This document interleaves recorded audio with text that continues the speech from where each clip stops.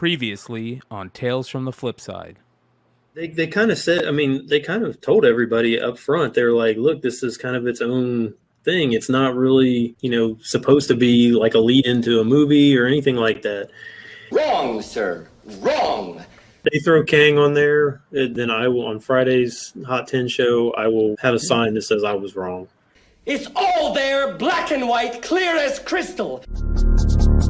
Oh, boy. So you get nothing.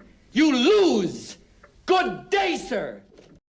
All right, everybody. We got a great show tonight. Ben isn't here to get totally just torn apart by us for being wrong, but we got a lot of fun stuff tonight. We've got Loki talk. We've got Columbus Comic-Con talk. We've got Matt Nelson, CGC president in the house, market report, pickups, all the fun stuff. Make sure you guys hang out. Tales from the Flipside.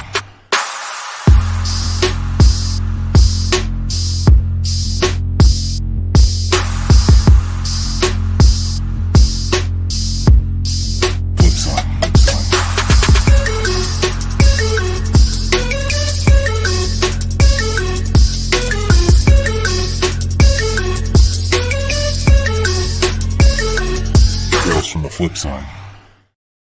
Oh boy, he's not going to live this one down anytime soon, I don't think, guys. He tried to say he was partially wrong. You are wrong, sir. All right, thank you for everybody hanging out with us. We got 44 live at the beginning of the show, which is super awesome. Thanks for hanging out. We see all the people, all the friends of the community. Much love, Hive Comics, Patrick. I'm going to mess up your name, so I'm just going to call you Patrick M. every time now, Patrick M. Patrick M. Heroes Reborn I Comics. fucking met Patrick, bro. That's what I heard. I met him. That's what I heard, man. So, See, I show up to things and nobody shows up, and then you guys go and everybody shows up. So we've got lots of fun to talk about at the Columbus Comic-Con. The guys who made it out there and met up with a bunch of you guys. So that sounds like it's going to be great stories. But hey, you guys, we've got the new CGC president in the house, Matt Nelson. Congratulations, man. Thank you. Appreciate it. Man, that must feel pretty good. All the news, lots of news with CGC lately, all kinds of craziness with Blackstone and Jay-Z and all this fun stuff, yeah. and then they snuck it under there. Matt Nelson, new president of CGC. So it's like when Jay-Z was named Def Jam president. Yeah. Right? Yeah, a little bit like that. Yeah.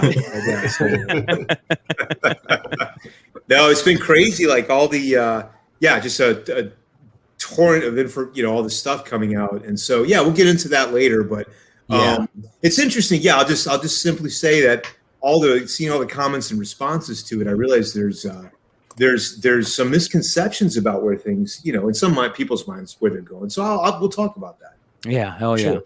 So, all right, you guys, I know the Loki stuff was crazy. We're going to get into that a little bit later on in the show. So if you guys want to stick around that, we'll probably hit that up a little later on. But I definitely want to talk a little bit about the Columbus Comic-Con before we get into talking to Matt about all the craziness and all that stuff. We'll get people some time to kind of show up. Hopefully Z will be able to come back. Z just had a power outage, it sounds. So we'll see what happens with that. He's got a huge market report to go over, and it looks like Nico might be taking that job. We'll see if the gerbil can run fast enough at Nico's house to do so. Relying on Nico's internet. Yeah. John's power. That's not a good sign. No. And of course, Leg, you just got back from an amazing event. You were at the UFC in Las Vegas, which was absolutely bonkers. I don't know if I'm going to bring it up and you're just going to get angry and leave the show.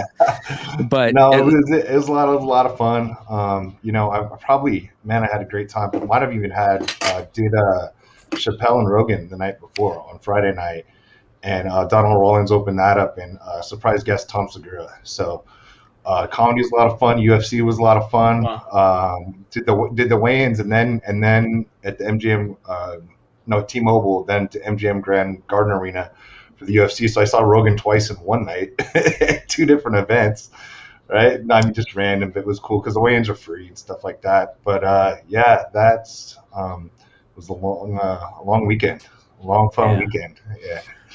And you did hit the magic number or the magic player with the polar bear. I did. I put a 50 at basically $50 at basically 6-1 for the polar bear in the home run derby on Sunday night, and that's the only thing I won all weekend at all. But had a lot of fun. So yeah, not bad, dude, not bad. Well, hey, again, 91 live viewers, thanks for showing up, everybody. We appreciate each and every one of you. Shout out to Comic Man Andy in the house. Chad Cave, what's up, brother? Shout out to Wanted Comics and Drew Lujan, that just doing cool stuff. Lots of people. Rob's Comics, dope. Cool stuff. All right. Do you want to get into this Columbus Comic Con? How was it, you guys? Did you guys have a good time? A lot of people out there. About how many people do you think were there, Carter? Oh my gosh. I'm the opposite of Rain Man. I can't do that. I can't make that estimate, but I'll just say it was a lot of people. It was a lot of dealers. There was a lot of deals to be had. And I don't like it, I'll tell you what, Columbus is always lively. Because I know I help out a dealer friend of mine, and like the people that kind of rotate through, you know, it's like each one is like their own little character. You know what I mean? Yeah, it was a lot of fun. I saw pictures with Dennis Barger in the house. Yeah. Which is real interesting. Nico just bowed out, and I was going to ask him about his big pickup, his Avengers 8 pickup. I seen him holding a pretty Avengers 8 in his Instagram there. Yeah, a nice copy of that has always eluded me, and I think I missed that boat. So that's it. I've only had trash copies, so I always sold them because I didn't care, because I was always going to get a nice one eventually, and didn't work out. Yeah. And the other thing too is, like 2 shows ago, Matt, he picked up a Best Comics 1. Like nice. It's we'll call it very beat, but I mean he got a pretty good deal. So yeah, does he like the beater keys? Yeah, I mean, you couldn't, the deal he got for it, I would have bought it. If you wouldn't have bought it, I would have bought it. You tell George some great historical reason to buy the comic, and he's like me. He's like, I want it. I'll buy it. You just tell me the price. So it's falling apart pretty much. I mean, if you took it out of the bag, it might disintegrate. But I mean, yeah. Well, whatever. It's funny you talking about that Best Comics. I was talking this weekend, and somebody brought that up. Shout out to Jesse James. He brought that up. He's like, yeah, seeing that Best Comics, you know, that the historical aspect about it, you know, that was pretty amazing.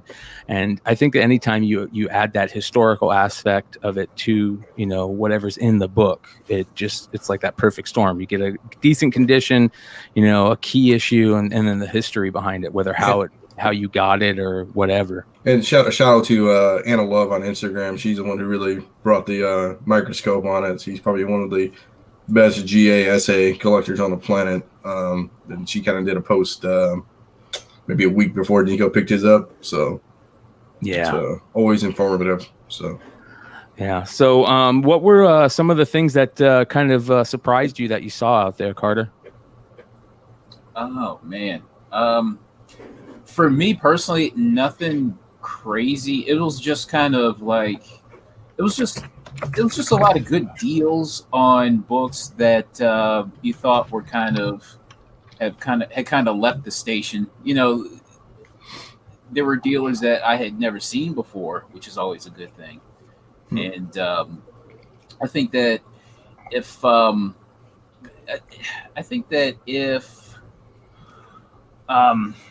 I would say let's see. Look, the best thing that he's got, he's going to bust out something that he picked up. No, that's okay. Carter. No, this is the weirdest thing that I found. Hold on. So it's a Resident Evil #1. Interesting. And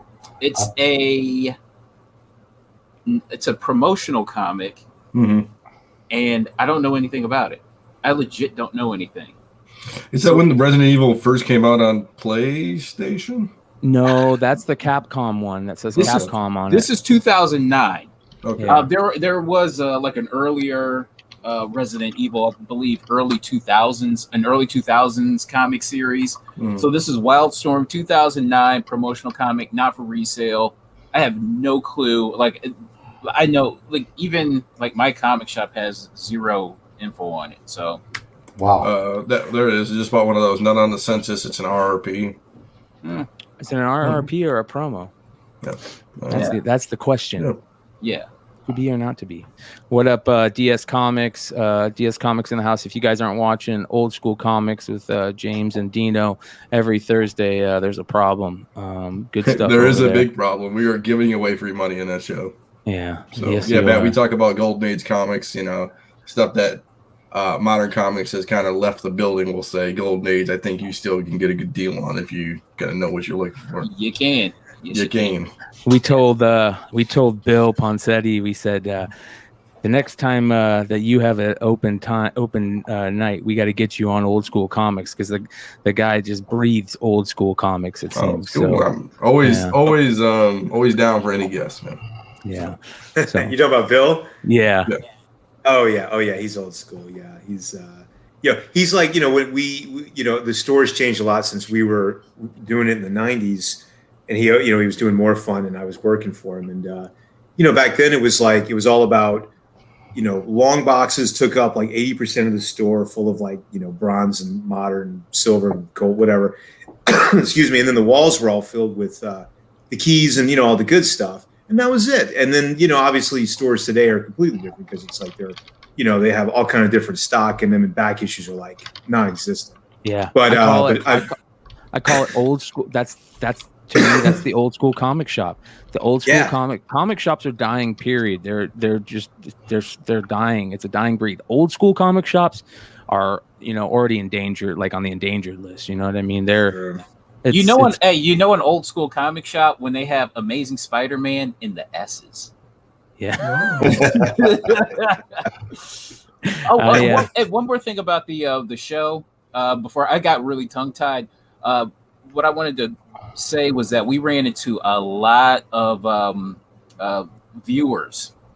That's what I wanted to talk about. It sounds like a lot of people said that they're watching the show, which to me, I love hearing stuff like that. That's listen, for all the friends and family and community members out there that watch the show or subscribe to this channel. If you guys see us at a con or something, let us know, man, because we enjoy that stuff. And we're always looking to I did the same thing. I went and there's a guy local here that won one of our giveaways, and he's like, yeah, just meet me up at the shop. And it was nice to go and actually just meet him and him say, yeah, hey, I really like what you guys do. You know what I mean? That feels good sometimes. Yeah. Right. So it's like, it feels like, one of the guys, he was like, yeah, it feels like I know you already. I'm like, is that weird? I'm like, hell no. Absolutely not. Yeah. It's cool stuff. Was there a lot of books changing hands? It seemed like it. I know there was actually it was Dennis. He wanted, he was kind of Dennis trading and bartering. Yep. Yeah. I see. How were the crowds? Was there? I mean, like compare. I don't know, not to a huge show, but I mean, was it fairly crowded or was it? Yes. Yes. I tell you what. When the doors opened, it felt like that opening scene in Saving Private Ryan when he stormed the beach. Yeah. Because I was there earlier, and you can just see like the wave of people just kind of coming in. It was a smaller show, but it's a good show. You know what I mean? And there's, I heard that there was just a line wrapped around the building. So it was just like a wave of people just coming in, and you could feel the energy once those people came in. Good. All right. Yeah. So that was one thing I was afraid that, I'm glad they're coming back after everything. Yeah. Absolutely. The thing about Columbus is it's like you have Cleveland up top, you have Cincinnati at the bottom. So it's like those people just kind of meet in the middle. And then you have like the other big cities that aren't too far, they just all kind of meet in Columbus. And there's a lot of good buyers that come to the show. Yeah. Shout out to Brandon P. And he was super stoked to get those Wanted comics. Shout out to Wanted Comics for those giveaways. I gave him a Nice House on the Lake 1 and 2 and a vinyl number 1. So super stoked about that. And we also, you guys, we have a book that we're going to give away tonight, I believe, based on the comments in last week's show. And I also have another one of these to give away, one of the white number 1 exclusive 200 to 250 care of Jesse James Comics. So we're going to give that away again tonight at some point also. So make sure you guys hang out. All right. Fix your mic there. Yeah, you got to fix the mic, Yeah, bro. your mics. You're crystal clear, but we can't hear you. Yeah, that's fine. The gerbil is half running. Here for I wish I can't even lie and say I'm a face man. I'm on video. It's not gonna work. You're good, brother. Did anyone ever win one of these fucking giveaways from the continental United States? There's like 3 people from Australia. This one dude was like, so listen, you can pick something off of my eBay store in exchange for the shipping. I'm like, is this fucking real life? And I knew in that moment, I'm like, I have to send it to Brian because I'm going to offend someone who listens to the show and enjoys it. Oh man, it's hard. The last, like 5 of the last 8 giveaways have all been either in The Canada, Philippines, Yeah. Australia, Singapore. Canada, Singapore. I'm like, is this a bad joke? Like, what is happening? At least Terry from Australia is like, hey, I just send it to my buddy here in the States. And I'm like, deal. Yeah, no, first of all jokes aside, the international winners have been very gracious. Yes. It's just like, if we had good luck, we could win the lottery. I mean, we're like 6 for 6 for like foreign nations. But think about this. We have such an outreach from our That's not accurate. You're like 4 people that listen to the show. I don't know how Matt found us, but I'm really happy. It's good to see you. What's going on, Nico? I would like a job at CGC. I would like to work for Jay-Z. Yeah. Can I be his personal assistant? I heard that he's head grader. I heard he took over. Yeah, for your Did job. you take your job? Did Jay-Z? Yeah, no, that's my job. I already got the personal assistant job, so that's we're good. Yeah, we just hung up right before the podcast. So okay. Do you think you would let me be a walk-on a rap video? Because I would also like to do that a lot. Yeah, I'll put a word in. We'll see. Yeah. Hey, yeah, no, it's pretty. Go ahead. No, go ahead, Matt. Oh no, I was just gonna say it was pretty.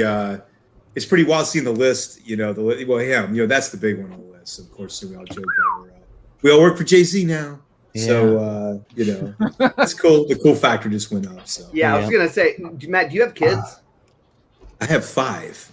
Wow, that's impressive. I mean, you're an impressive guy to begin with. Now I'm just a little scared of you. But it doesn't stop. No, they don't stop. Your kids have to be like, this is the coolest you'll ever be in the eyes of your children, right? Yeah. With the Jay-Z stuff. Yeah, it's all over the place. They think different things about it, right?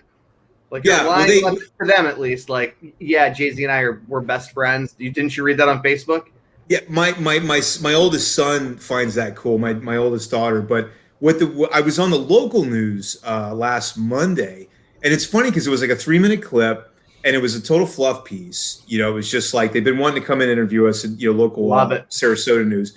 But the thing was, after all these things I've done, I was the most nervous on that one because it's not going out to comic people; it's going out to my freaking neighbors. You're like, my peers are going to see me. This is a little. I'm a little. Yeah, it's like it's weird, And so it's like it's not about what I'm doing and counting pages and all that. Now it's like, is my, how do I look? I got a booger in my nose. It's like these are the things they're going to notice.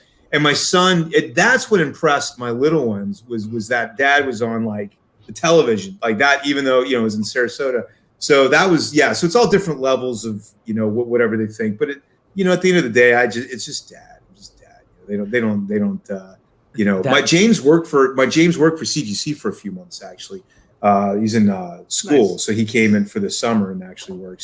So that he got to see the inner workings a little bit, and it was very cool having him. You gave the "is there a booger in my nose" comment. That is one of the most important things that I've learned while being a podcaster. Is check for those boogies if you got any chance of a close up, man. Because if there's a close up and you got a big old honker just hanging there, man, Yeah. Uh-huh.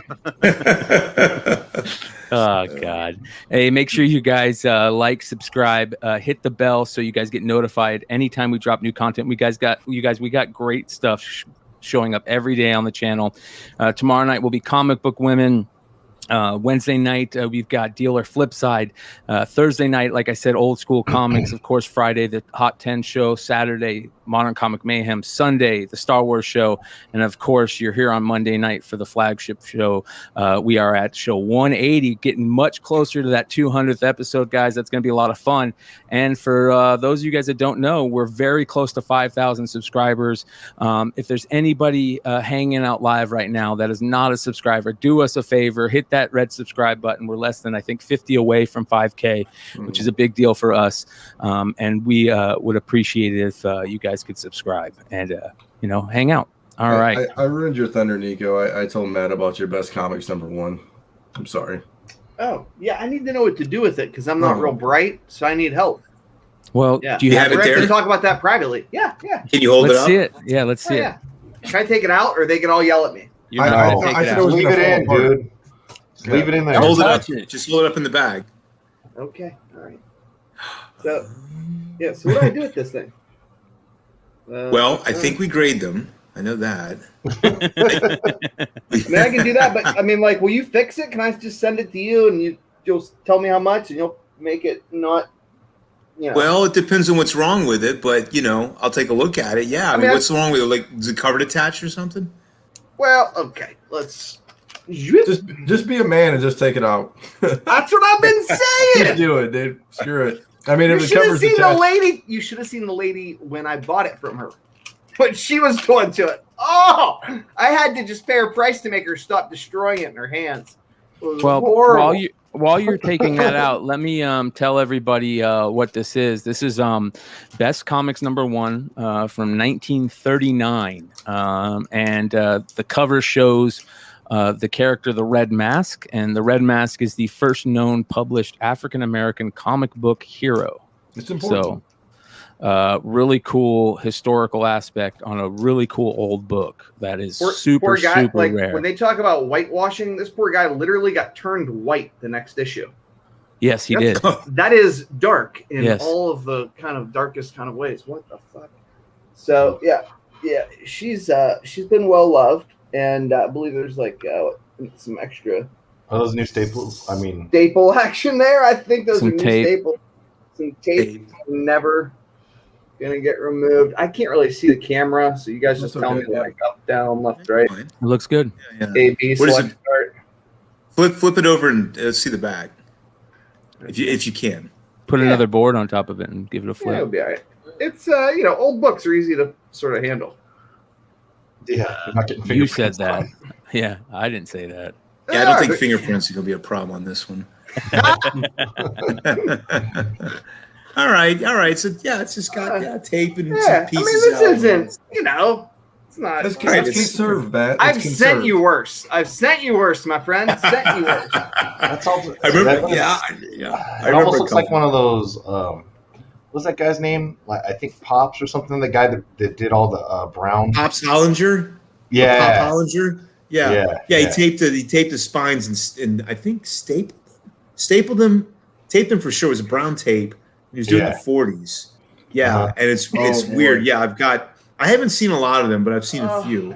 But what a story. Yeah, it's Look at great. these It's guys. like But it's kind of cool because he did it to preserve history, like to keep it around and let people be able to read them and trade them around and things like that. So he didn't do it for us, but he always used the brown tape. That's Yeah. probably the only tape that existed then. So yeah, it's crazy. I popped the first. Yeah, he predated. He made Howard Dugowski look like Steve Fischler. Matt, let's everybody's in the chat giving out grades. Here we go. What do you think? I mean, roughly, what do you think? I mean, we won't go into it.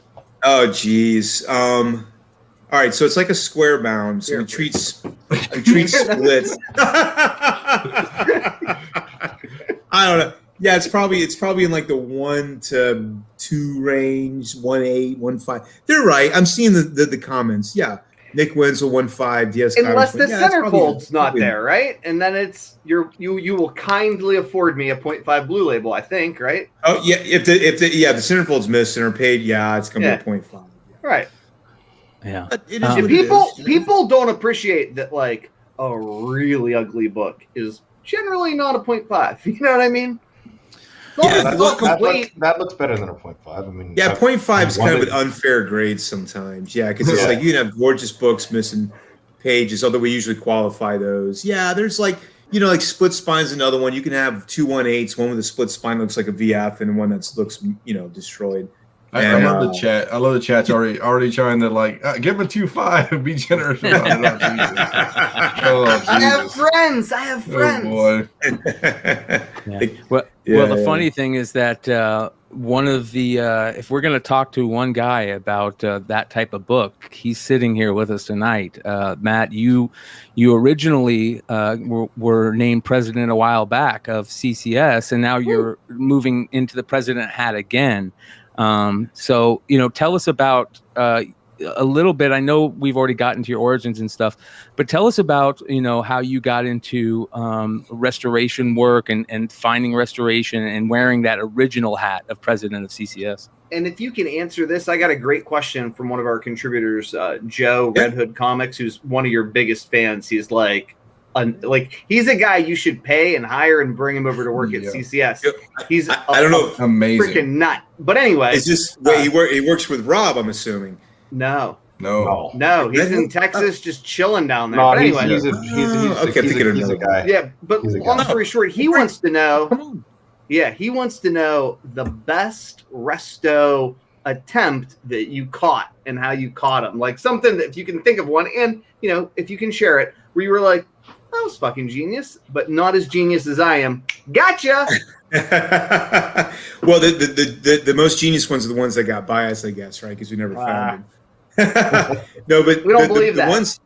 The most impressive ones have been interior page recreations. This is like people are getting more and more slick with this over the years, and it's like it might be a page or a wrap or and it's like and look, it's always been like, oh, okay, this page has been redone, but then you look at it and you're like, holy crap, this is really, really good. So it's like they're not to that point yet where you're questioning whether it's real or not. That would be the scary part. So we're not there yet, but I mean, since I've been doing it, I mean, things have come a long, long way, with, not just with techniques, but also, I guess, with the technology that's available too. So, it's for fake comics have not really ever been a problem for CGC, and hopefully that will remain the case for a long, long time, but we've never seen like a whole comic not even come close to fooling us for more than like half a second. So I think we're still ways off. So you're saying my stack of 50s pages, blank pages, I got to keep in a box back there for a little bit longer? I'm joking. Yeah, if you had, my facsimile cover, you're not going to miss that one either. No, we'll catch that. I wish I could find some old paper like that. I always kept an eye out for it. I could never find any, but yeah. So, but no, so that was, other than that, Resto it's always getting better. It's getting, but you know what though, it's getting less and less though. There's a movement into conservation, obviously, which seems to be a lot less work. You get the conserve label, so there's some benefit there. So it's kind of like a happy medium. So there's really been kind of a move away from like the full resto, but there's also obviously always been people trying to slip this through or slip that through. So like usually it's minor stuff. Even trimming has not really been that big of an issue for a while. There's kind of the boogeyman back in the day, and but now it's we don't really see much of it. So people are I don't know. It's like I don't know if we're just getting in a lot of like average copies. The grades. I've said it before. The grades have dropped for two reasons. One, I think we've just graded so much stuff, and then the other thing is that the values have just gone up so much, and there's so many more collectors, and they just want a copy. And so they're, a 6.0 and a 4.0 and a 2.0 and like your best comics one. That's fine. 20 years ago, people would have stubbed their nose at it. But, it's like now it's like, oh man, this is they just love it in the holder, and the grade almost becomes secondary. And so, we're just seeing a lot of great grading is really the biggest issue, So yeah, so it's always a challenge. It's always a challenge. It's been nuts. But so you had asked about like the arc to here now with all that stuff. I'll have to give you the short. I'll give you the short version. Well, Bill, it started. Poncetti was kind of the beginning. I mean, prior to that, I had started collecting. It was GI Joe, and then my local store, and then Silver Age, and I got into all that stuff. And this is like late '80s, and I met Bill. I think it was '91 at a local store show in New Orleans, and then I met him again a few months later when I graduated high school.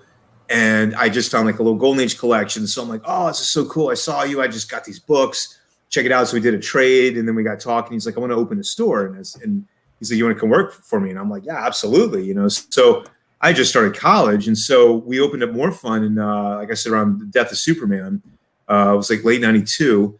And then we just had a great run, 93, 94, 95, 96. Overstreet Advisors, San Diego Comic-Con, Found That Action 1 collection, the More Fun collection. Just a blur of things that happened. And then after that, I got into restoration. I went to train with Surreal in 96 and pretty much just restored on my own, 97, 98, 99 to 2000.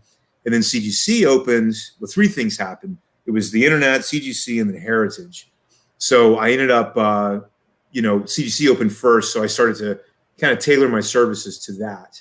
And first it was removal, which was interesting because removal was actually very controversial the first year or two. And so CGC was actually offering that as a service. They quit that. So I picked that up. And then I kind of like stumbled on the pressing. And meanwhile, I'd gone over to Heritage and started working closely with them as a consultant, first on the catalog and then just kind of like a general screening collections. And actually Jim Halpern's my mentor. I'm proud to call him my mentor. Wow. I was able to work closely with Jim during those years and the whole department. I watched the department grow from, literally 2 employees, Jeff Smith and John Petty. And then they brought Jaster in and me the same week. And then Lon, Allen, and then just short order doing the next couple of years, a lot more people. And so I got to see a company, because this is the first time that coins had really come into our hobby. And with CGC, which is essentially also a coin company, was introducing a whole new way of doing things. And so I was immediately on board. And so I just was watching this, Heritage just blow this thing up. And it was really fascinating. And so I learned a lot with that. And then obviously during that time, pressing started to go. And then, so then the pressing business picked up through the 2000s. And then, of course, there was, controversy with that and legitimizing it. And then finally acceptance and then competition came in. And then things really started to blow up. And then I partnered with Steve Ritter and did Worldwide. And finally, CGC called me in 13 and said, 12 actually, and said, we want to buy Classic Sync and bring it over and make it part of CGC. Ha ha! There we go. Young Matt Nelson. Here we go. I'll be That's bringing the up collection. Yeah, that's the one. Okay, so the first picture. That's the collection I bought in Wayland, Mississippi, right before I saw Bill at the second show I met him at. And it was like 100 Golden Age, like a third Jumbo, a third Jungle, and a third of Random Golden Age. And I mean, I bought it for like $90. Oh, and they were like, 60, 40, 60. I don't know. There might have been some, sets, what we called fine, very fine, or VF back then. And so that was the stuff I brought to the show and traded with Bill. He got a stack of Jumbos and Jungles. I still remember I got a Star Spangled 85 and a More Fun 80 from him. And I wish I had him back. And and then there we are with the Cap 1 that we went through 2 or 3 Cap 1s during that period. That was 94, I want to say. And oh god, yeah, that was the Superman painted on the back by Ron Beasley, was a customer of ours. Bill, of course, with the stash, and me with that sweater. Good Lord, this is the early midnight. Those are great years. Yeah, let's see all the value. You can probably see like Valiant on the wall by EXO. Yeah. And there's a Showcase 56, and what is that? Oh, Hulk 340 right behind my shoulder. Yeah, the Spider-Man one, 298. Yeah, that was that. And I guarantee you, nothing on that. None of the modern books in there were more than like $30 on that wall. Yeah. And they probably were anywhere from. They're probably anywhere from 8.0 to 9.8. Like it just didn't. The grade was not even a thing. It was just. Right? It looked decent. It was $20, $30, and that's there's the Action one. Yeah. Yeah, that was the original owner collection we found in January '96. A lady had walked in. I forgot what day of the week it was, Monday or Tuesday, and she had a box with her with a towel over it. And come to find out, she'd come by earlier, and we would close because we were such assholes because we would open up late all the time because we didn't give a shit.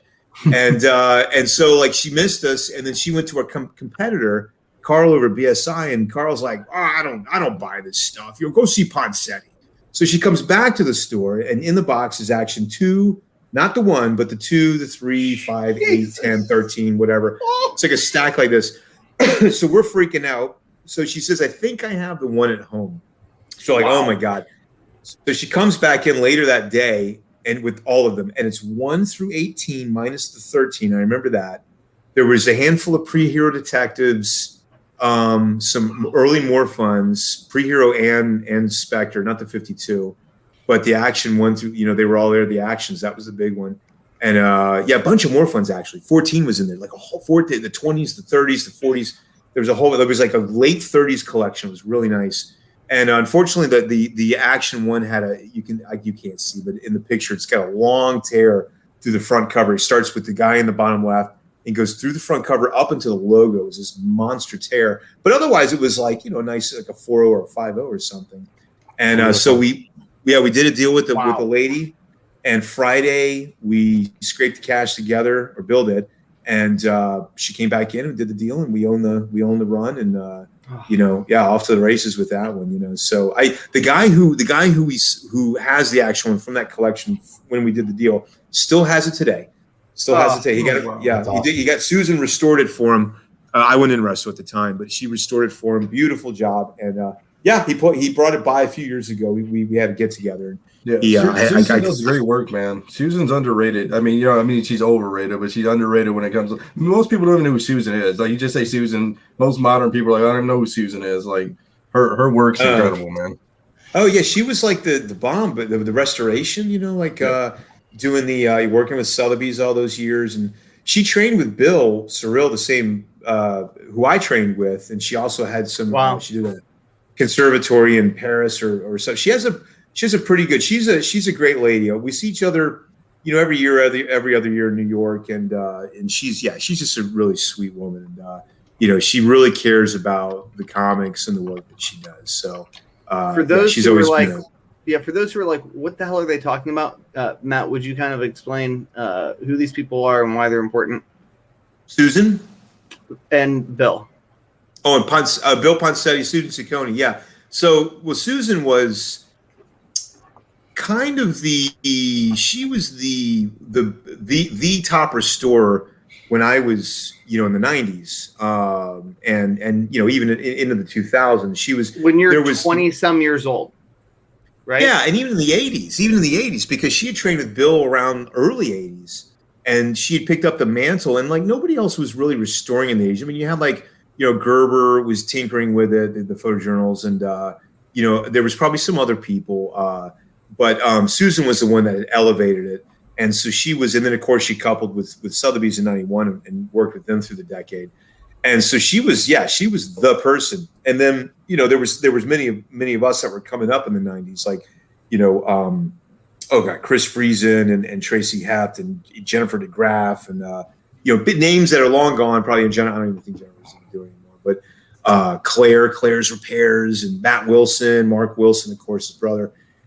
You know, so there was a bunch of us, but Susan was always considered to be the number one, and then you know, and then Bill, of course, was Bill. You know, Bill. Well, like I said, we did the store, and he's been, well, now he has a store now in Arizona, and he was part of the NOD for a while. That was great. And you know, he's just he's been everywhere, advisor and writer and all this stuff. But Bill's had an illustrious career in so many different areas, so many fields, even besides comics. You know, the man's like, you know, he can get into anything and master it and just do it. And he's just always been like able to adapt to any situation. He's you know, always been very. I learned salesmanship is what I learned from Bill. He was you know, just so good at just in the comic store whenever we'd have. I mean, we sold Batman ones and Cap ones and all that during that time. And I don't know. He was just really. He was such a big personality. It's easy to. I think that is a big thing that is missing today in some of the retailers and stuff out there are people that have good business skills too. You know what I mean? Because some of these stores that are falling, you kind of wonder, like, man, you could just do something so little, and those business skills, just to get these, just sell another book, keep slinging comics, keep selling comics. Your thing is just to sell comic after comic after comic, and instead of some of the other stuff that's kind of going on. And I think when that people realize that a little bit more, and that personality also is a big deal too. So we'll see what happens in the future, but hopefully they can take note from some of those people. Yeah, no, like you said, he's old school, and but that was a good school. That was a good time because you didn't have CGC, you didn't have the internet, you didn't have all these resources available to you. So, not that it was hard to sell comics, but people really, sometimes they didn't know, they just know what it was or what that was. And, and so you would explain to them, and it just was like, oh, okay, this is really cool. And also, putting deals together. We bought, big collections during those years, and brought a lot of people into that. So it was a big. For me at the time, it was like I was in hog heaven. I mean, I was just seeing all these books and meeting all these people, and it was just exciting. It's just so exciting, such an exciting period. So, Matt, people are, of course, wanting to ask one question. What's up with the turnaround times? I mean, I was like, people are like, you can't ask him that. I'm like, why the hell do you think he's coming on this show? Is so that he can respond. I mean, like, the guy's the president of a corporation that was valued at $500 million. If he can't answer that question, they're going to kick into the bricks, right? Like, right. So, help people out. I mean, are we going to have on-site grading in Baltimore to quell the onslaught of submissions, to satisfy the masses that are desperate for your quality services? Inquiring minds want to know. And we'd like to know early. I don't know about Baltimore yet, but we're going to piss off people either way, because if we do it, the people that submit, they're going to be great. I have a selfish motive because I would like to submit on site in Baltimore. Me Full too. Disclosure. I thought I had a hell of a sales pitch, though. You got to admit. Well, I'd like to submit and be the first one in line. Yeah. You guys want us to set up, then there'd be the people that would be like, what are you doing setting up? Well, get back to work at the, So you're damned if you do, you're damned if you don't. But just blame it on us. Say Tales from the Flip Side started. I'll take the heater, man. See the midget in the red hat over there? It's his fault. He did all of this. This big mouth on a podcast. But like, legitimately though, don't you think that would, at least for people on the East Coast that are going to go to Baltimore en masse? I mean, I know that I wouldn't be submitting anything for months because I'd want to have a 2-day turnaround, right? I mean, there's okay. So there is. You could look at it both ways. One is, yes, obviously we're taking resources away. The other way is that we have a presence. We are satisfying a desire for people to get stuff graded without having to deal with mailing it in. Mm-hmm. And truthfully, I mean, it takes us out of the office for about 2 days because you don't count the weekend because we're not really working. I mean, we have overtime on Saturday, but. So there's an argument for both sides, and we're discussing it right now. And I'd love to do it. I love. Who's excited? Now, we'll see. when it comes to conventions, now is it just like a handful of people that just from your company that go, or is it everybody just piles in the van and heads to that convention? Is that the case? Yeah. So no, that's a great question because I think people think. Maybe people think graders go. Graders do not go to shows. Like the only grader that really goes to shows is me and maybe Sean, and I only do like 4 a year. We're not counting on site, like or maybe 3. San Diego, New York, because we do grading at C2E2. We do grading in Baltimore. There might be like one other. And so, all the other everybody's back at the office grading, and we send out a skeleton. Well, the booth, we've got the booth people. And a lot of those people contract that come in with like 6 series and stuff. And this is pre-COVID. So obviously the makeup might be different now. But back then it was like a lot of the staff didn't even work at CGC. They were just people that we worked with on a regular basis that were local to that city we were in. And then of course we'd have our core group that would come in for those few days. So really it was just kind of like, a blip, in terms of like everyday business. But obviously having the exposure, the presence, and then it was nice having the lines wrapped around the booth 50 times and all that. It just it kind of adds to the whole the whole aura of CGC. That being said, in post COVID here with how shows are now, especially at the end of the year, where it's like, well, we've only got a handful of shows left. There is a thought process of and we're buried, so it's like let's just ease out of 2021 and hit the ground running in 2022, especially, with Black Sun and all that stuff. So, but to answer the big question, why are we backed up? And, there is a reason. And, I understand, people are pissed off because it's taking forever. Look, I get it. I was in that boat. But it didn't happen because we did something wrong or we're doing a bad job. We were caught up last year. In fact, when COVID hit, we were like, that first 6 or 8 weeks, I was like, all right, what do we have in the safe? Because submissions dropped. They were like, boom. And we were like, all right, what do we have? How long is this going to last? I was prepared for everything to just dry up for like 12 months. I had no idea what to expect. And then obviously, within a short amount of time, things started to pick up because then people were home. Then we realized, everybody's home. They're working on their collections. They need money, or they have money to spend, or they're transferring money, or whatever the case is. They got time. All of a sudden, submissions are going up. So we're like, okay, great, this is good. And so 2020 went on, and submissions were picking up. And then we did the in-house signings, which of course added to that. So by the end of the year, it was like business was booming. And then something really strange happened. Like these past 6 months, you've seen the prices like at Heritage, Metro, like all across the board, Comic Link, Giant Size X-Men, the Promise Collection, what's the Daredevil one? I mean, these books, are just bringing these record prices, and along with it is coming like another flood of submissions. So on top of the uptick from COVID, something happened where I think comic books crossed the line into becoming a legitimate alternative investment class, or became part of that class.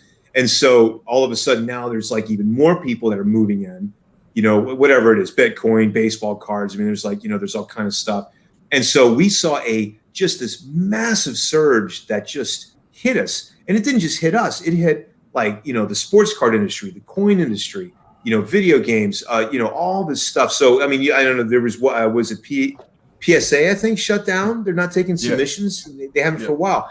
So this is an multiple industry-wide phenomenon that literally there's just nobody was ready for this, and so, so that has really been the reason why things just all of a sudden got backed up, because we went from 12 months ago, ahead to now we're buried. And so, race for these companies to basically capture the pie has gone from this to this. And now all the companies are racing to capture as much of that pie as they can, and so, obviously we hired like 200 people the past few months. We got a new building, obviously got into cards. So we've got new graders now that we're working on right now that we're training. So we're definitely responding, and reacting to, quickly. But obviously with the ship, it's, a grading company is not the kind of thing, a ship you can steer very quickly. It's a slow moving, because it's all about, you've just got to maintain your quality that you're putting out. You don't want to rush it, miss stuff.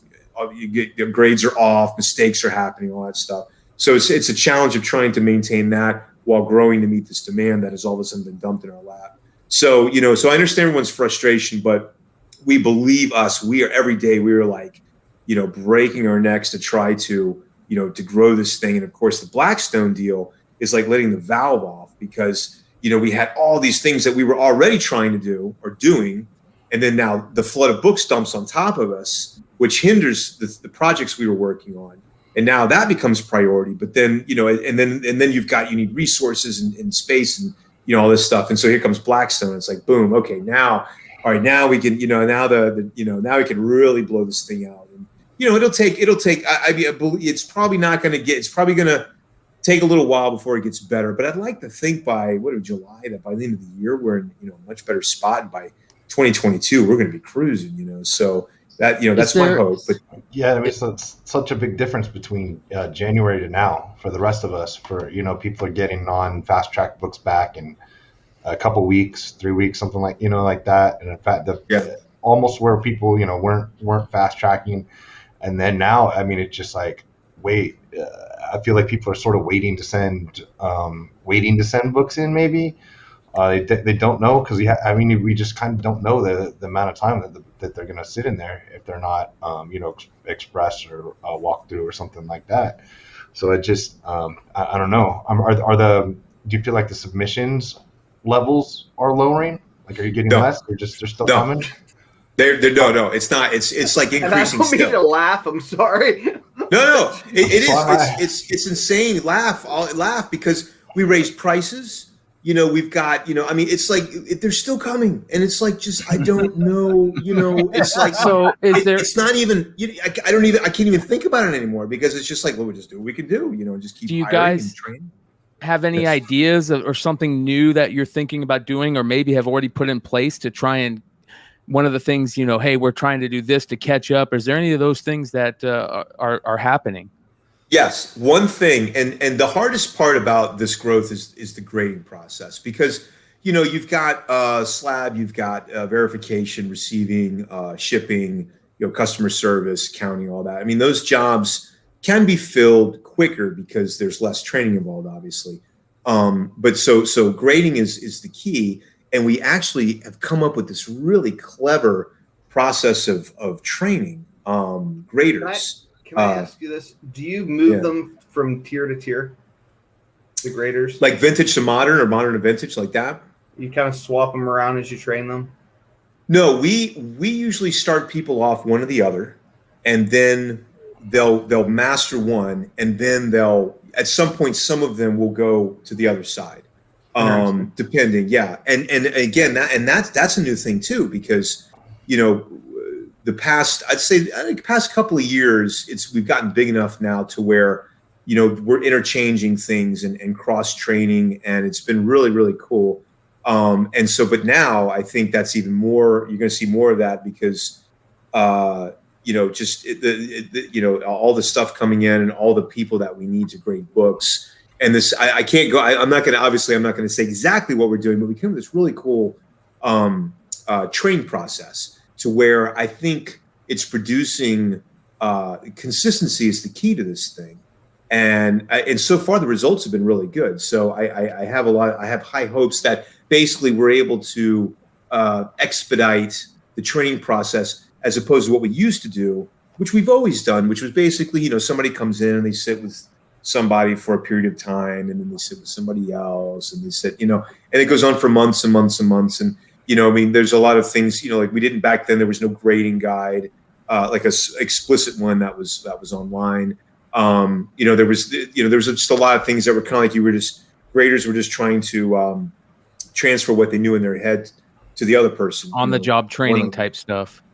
Yeah, and so we've tried to take the knowledge that we've kind of taken out of our heads and put down on paper, and that's formed the nucleus of the grading process, the training. Are you getting more hirees or people that are coming to get hired, asking are more people coming that know comics, or is it people that don't know about comics that are getting hired?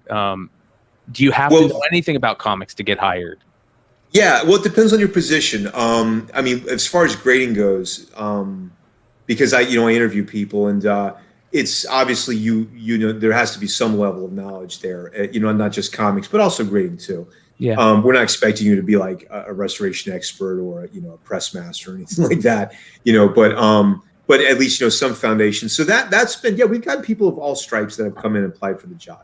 Everybody's been really cool. Everybody has been it's nice that given how hard it is to find good help these days, or help at all, with nationwide in all these industries, it's nice to know that at least people really, really, really want the job or interested in the job, fascinated by comics and CGC.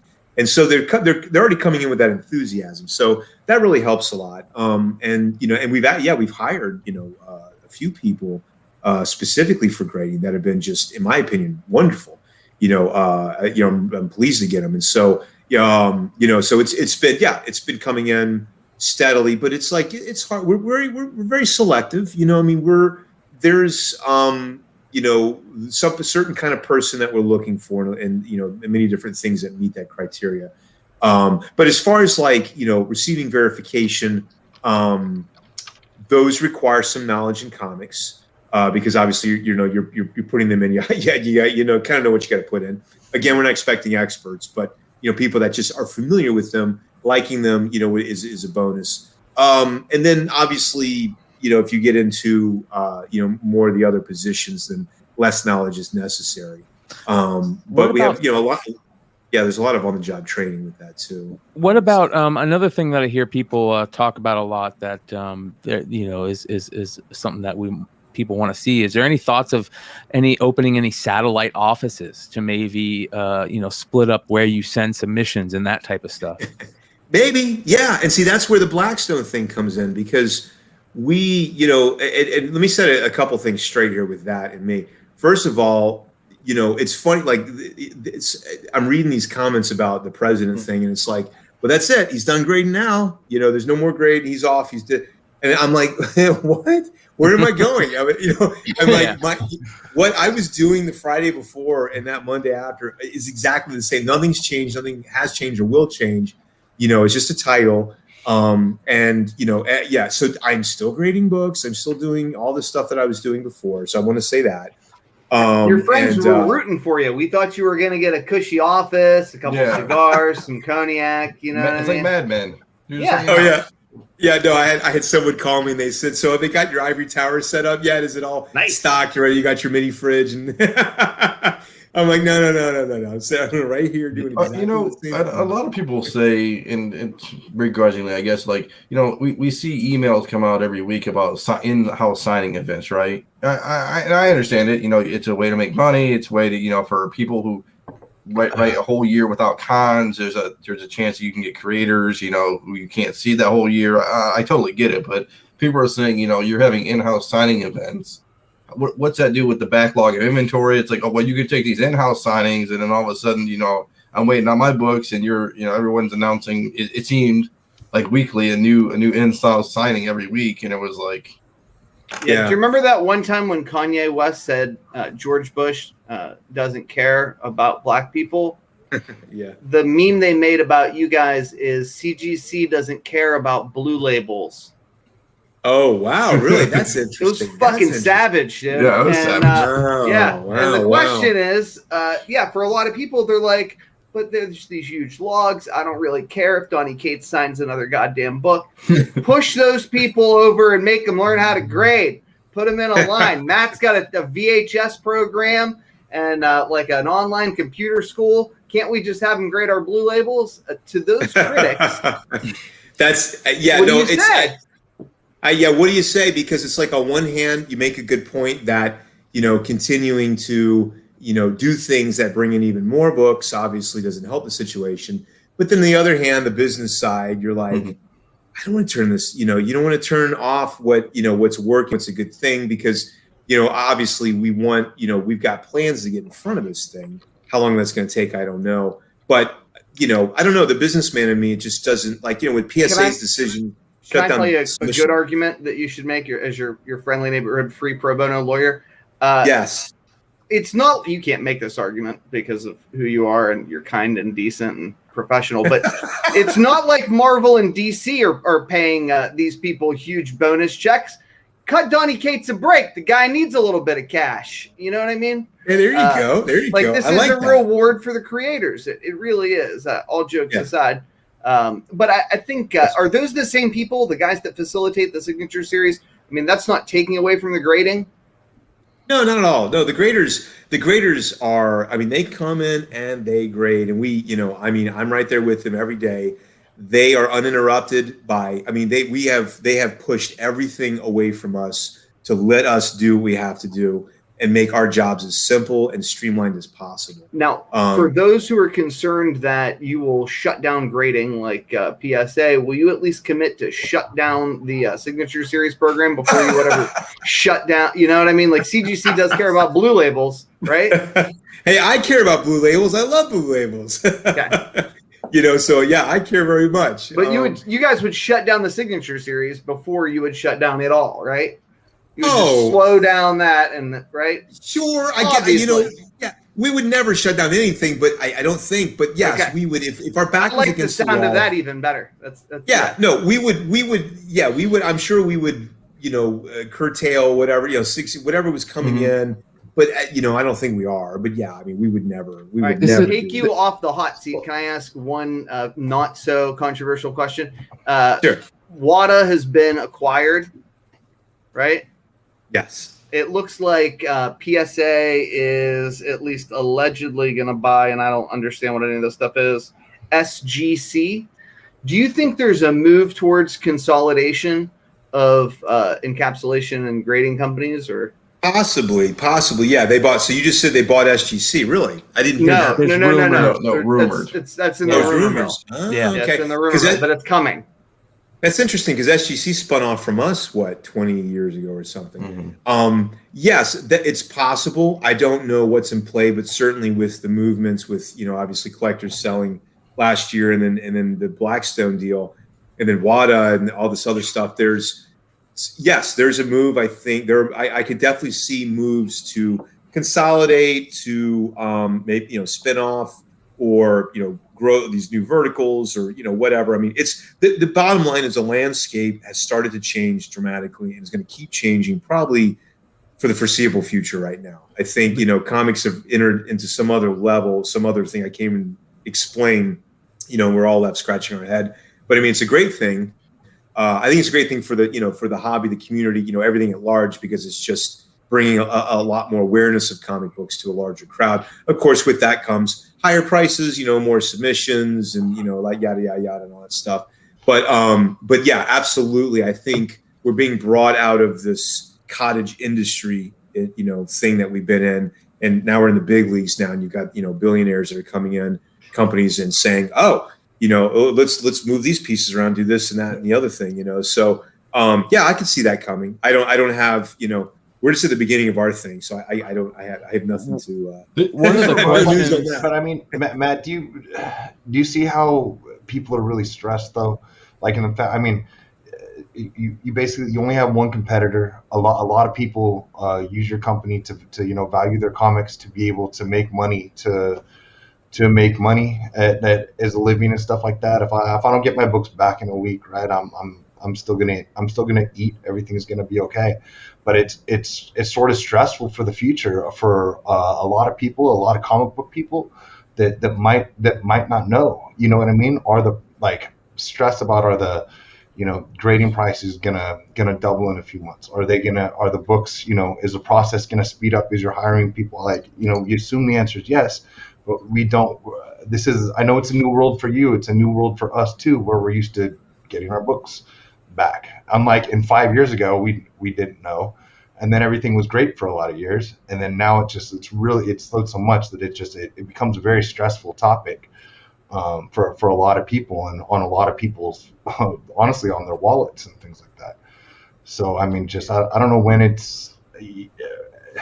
I know people just really want sort of an answer or a plan or something like that on when things can speed up, because they want to use your services, and.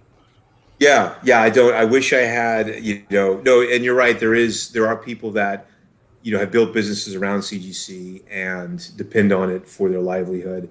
And, it is a difficult time because, they're not getting their product back fast enough, that, the pipeline is kind of slowing down. No, I totally understand that. I mean, we're doing everything we can to try and get these books out as fast as we can. I guess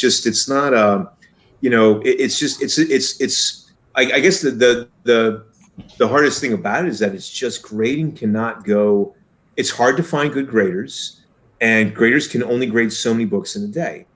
And when you're dumped with, when your submissions double and triple and quadruple in, a matter of 6 months, you just can't speed up that fast to meet that kind of demand. It's not like, I don't know, so, making masks during COVID, It's a throughput issue. I mean, trust me, I do this kind of for a living on my real job. It's like a throughput issue. I mean, and it's like you can't take like, oh, I'm gonna look at all the books or all the submissions. Like I'm gonna pull all Wonder Woman 84s or whatever, and then just roll them off the line and books at a time because you can't just like I'm gonna grab this stack and this stack and this stack. It's not a cookie cutter operation, right? Yeah. But and to double down on that, what we know, people who are like good at comics, have been around for a long time, is that there are people who are excellent at comics. They got the mind for it, and they can't grade. Yeah. Because those of us that can grade, we're like, oh, yeah, no, that's not what that is, but I'll take that. Like, no, I'm going to pass on that. God bless you. I hope somebody buys that. Not going to be me. You know what I mean? Like the people, the amount of people that can't grade a brand new comic blew my mind. Yeah. Right. That's a big deal. And how about like vintage comics, and I say that, I mean like vintage, like CGC talks about it, like, 75 or older, at least, a 4.5 between a 3.0 and a 5.0 for a Silver Age comics for some reason mystifies the minds of some collectors for like a decade. I'm just like, I don't understand how, but I'll show them and they'll be like, they'll just be like, It's and they're great. They're smart as they come and can't do those little things. It is. It's not something that, even the best graders in the world, it doesn't come in a year or two. I can't describe, like for the vintage stuff, there's me and Dave and Vince in the office, Vince Oliva and Dave Kuyu. We'll grade a book, and I mean, I'll take, it's a 3.0, and I'll take it out of the bag, and I kind of do this to it. I'm like, it's a 3.0, and I open the screen, and they're like 3.0 and 3.0, and it's weird that not every book, but there is. Even though it's an art, you fall in line with each other. You work together long enough, and you study these books long enough with each other. And there is, as hard as it seems, like just all the infinite number of defects and kinds of different looking books, you end up at the same grade like most of the time. And that's what we strive for. That's what everybody that's working at CGC, all the graders, are trying to like get to that point where they can, flip, look at a book and go, okay, and nail it within 3.0, 2.5, like get it within, half a point. And so, yeah, that's really hard to, not just hiring people because, you got to train them and you got to teach it. They got to be on site. They got all that stuff. And that's the tough part is that, and that's why I know a lot of people have talked about, satellite places and this and that, because it's so hard for all books to go through one place. It seems, it's hard to hire just enough people in that area, to grade as many of the books that are coming.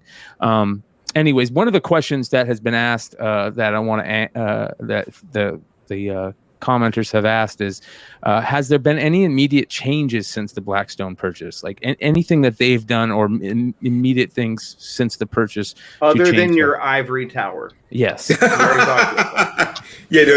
ivory. No, the answer is no. I think that was another misconception besides me like disappearing into my ivory tower. There was another misconception that, they were going to turn everything upside down. And, I think that, had we been in bankruptcy or insolvent or a company that was in trouble, which is often taken over, in those cases, they restructure management, they change policy, they change everything. With us, they were doing fantastic business. They see a lot of potential in our future. They see a lot of, we need, resources, benefit from those resources. And so, they want us to just keep doing our thing. They're not interested in, they're not, Blackstone doesn't know comics. They're not going to come in and start telling us how to grade comics or whatever. I don't think, that prices are going to increase anytime in the future. We just increased them. So they're not going to take the boards down or start charging to use the boards or take customer service away or, I'm going to stop grading. None of this stuff. This your low lights of like the worst ideas that people have had? Because this is the ones that are exactly most what you shocking hear. to me. Those are the ones that are the most shocking. Yeah. I was reading them online. I'm like, wow, they really think this. And, I get it. It's like there's a lot of the stuff. I mean, what Sham's talking about with the dealers that depend on us for, these are all things that, you kind of like, you don't realize because you're in there. I go to work every day and you're just like surrounded by everything running around. Everybody's running around like books. And you have to keep in sight what people on the outside are thinking and what they're doing, so but yeah, there were all these things things were swirling around. I'm like, wow, were they, but no, we did the deal. And, obviously there's going to be changes coming, but I think it's going to be more about growing and moving into other areas and exploring new ideas. That's what venture capitalists do. I work for a venture capitalist. I mean, we buy companies all the time. And it's like, it's not like we're going to gut the company. It's like, hey, we bought a company that has potential to grow in a certain sector. Like you said, it doesn't have to be a bankruptcy one or something it could be new technology in a field. It could be yada, yada, a bunch of other economics, right? And it's like, if you're a $50 million company, how are we going to make you a $100 million company? How are we going to make you a $100 million company into $200 million? It doesn't have to be, I bought you when you're in bankruptcy and I'm going to turn you around. That's the greatest thing to do. If you can turn around a bankrupt company into 100 million, yeah. But there's good companies out there that are 50 million that with some right resources and right knowledge and rowing in the same direction could be a $100 million company easy with 4 changes, that people don't see as outsiders, Right. And I think, go ahead. I mean, Matt, I think, a lot of people are just fearful because the reality is that you don't hear a lot of good news. Turn on the news, you hear bad news. Open a book, you read bad news. I mean, it's just like all the horror stories. So the horror stories of private equity or, management consulting firms, well, they've got one move and that's decrease services to increase revenue for the corporation. That is everyone's worst fear, but not anything that you anticipate whatsoever. In fact, from the acquisition to right now, there have been no changes in the day-to-day operation at all. No, yeah. No, you mean like somebody coming in a black suit and shades? The two Bobs from Office Space. Yeah, the two from Bobs, Office Space. So Matt, what do you say you do around here, Matt? What do you say you do? It's what I do. Yeah. Why can't you people understand that? I'm a people person. I take the books from shipping and I grade them. That's what I do. I'm a people person. we need the Dwayne Scott comment on here. Where's the Dwayne Scott comment? Just a few. CGC has a red stapler. We need to find that person. Have you seen my? Did you put Milton? Have you seen my stapler? Yeah, have you put Milton in the basement? We have 2 or 3 Miltons in the basement. We have a few.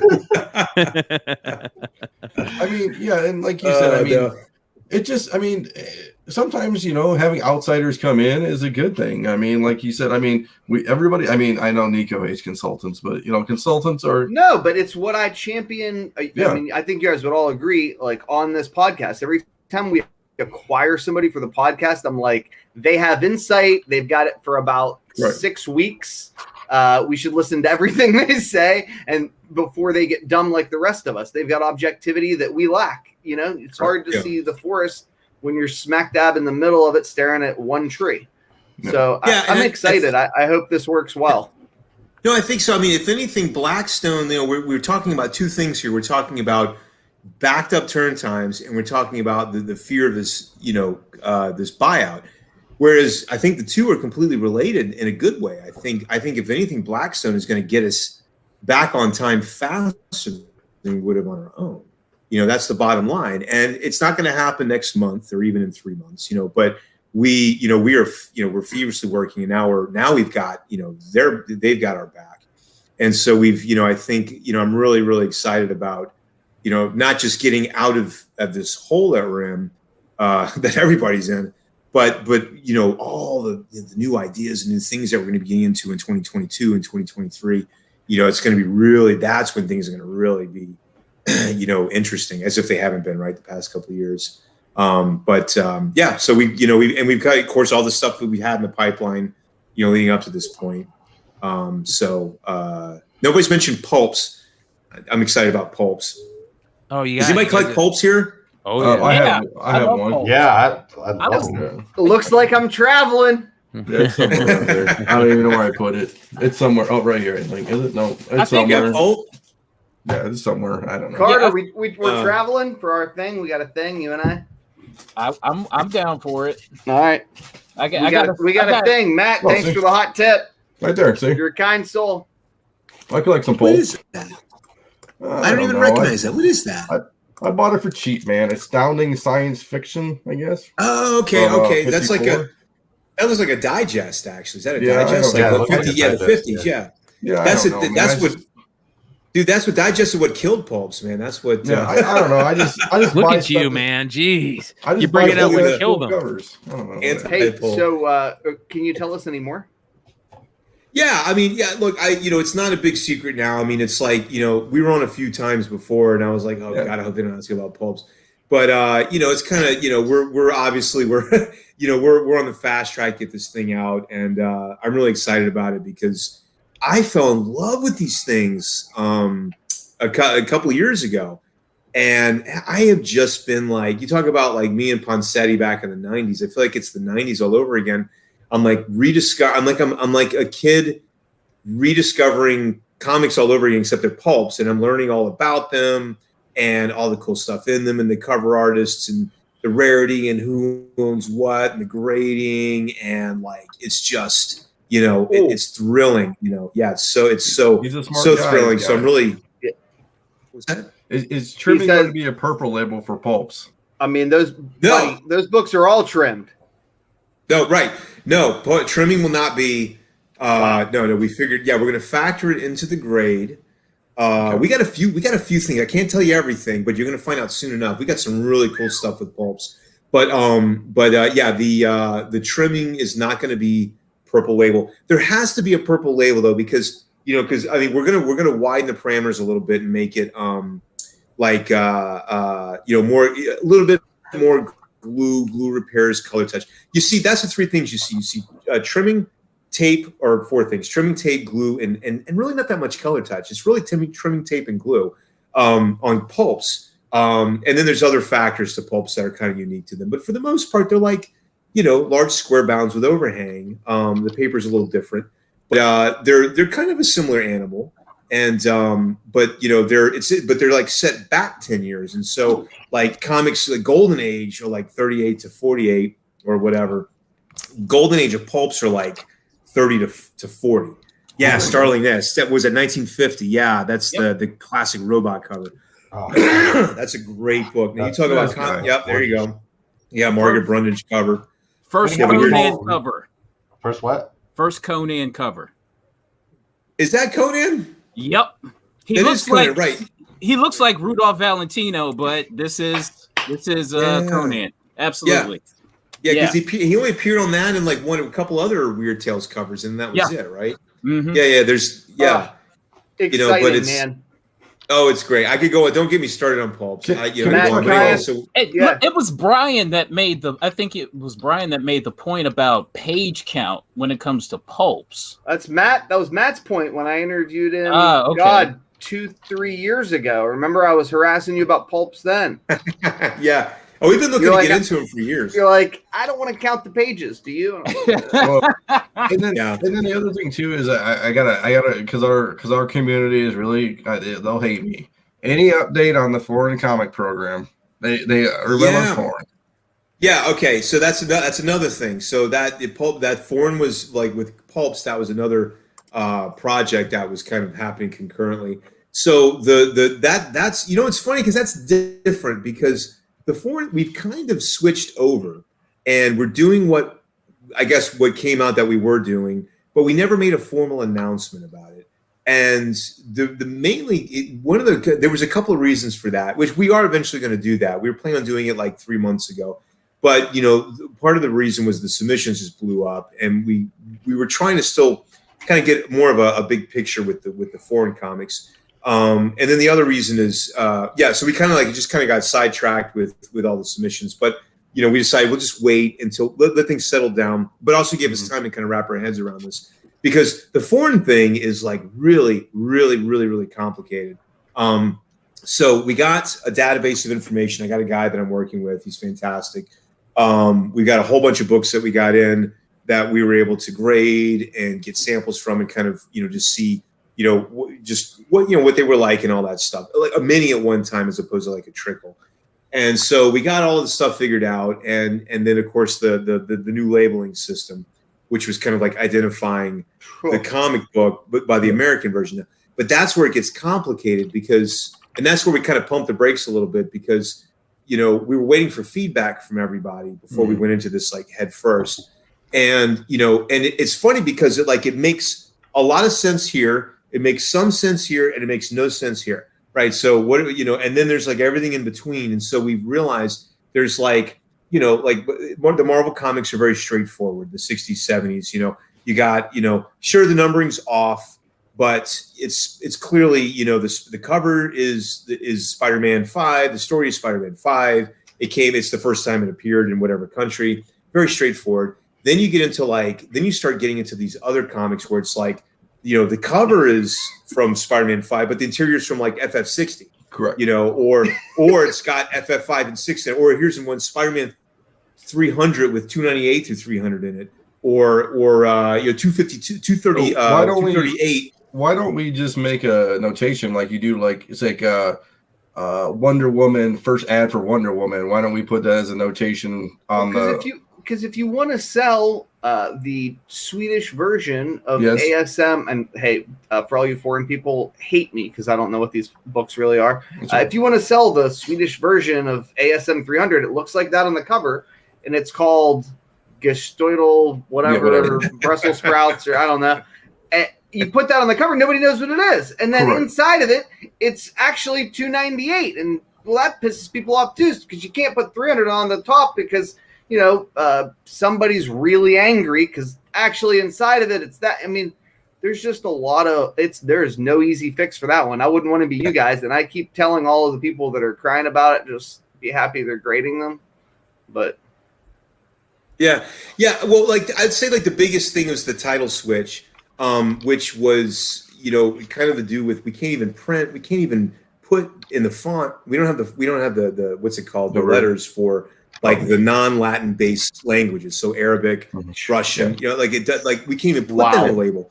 So so there's a lot of challenges, and now we are going through the books. We have our database, and we are checking every book for is Spidey 298 story there, or is the Spidey 300 story there?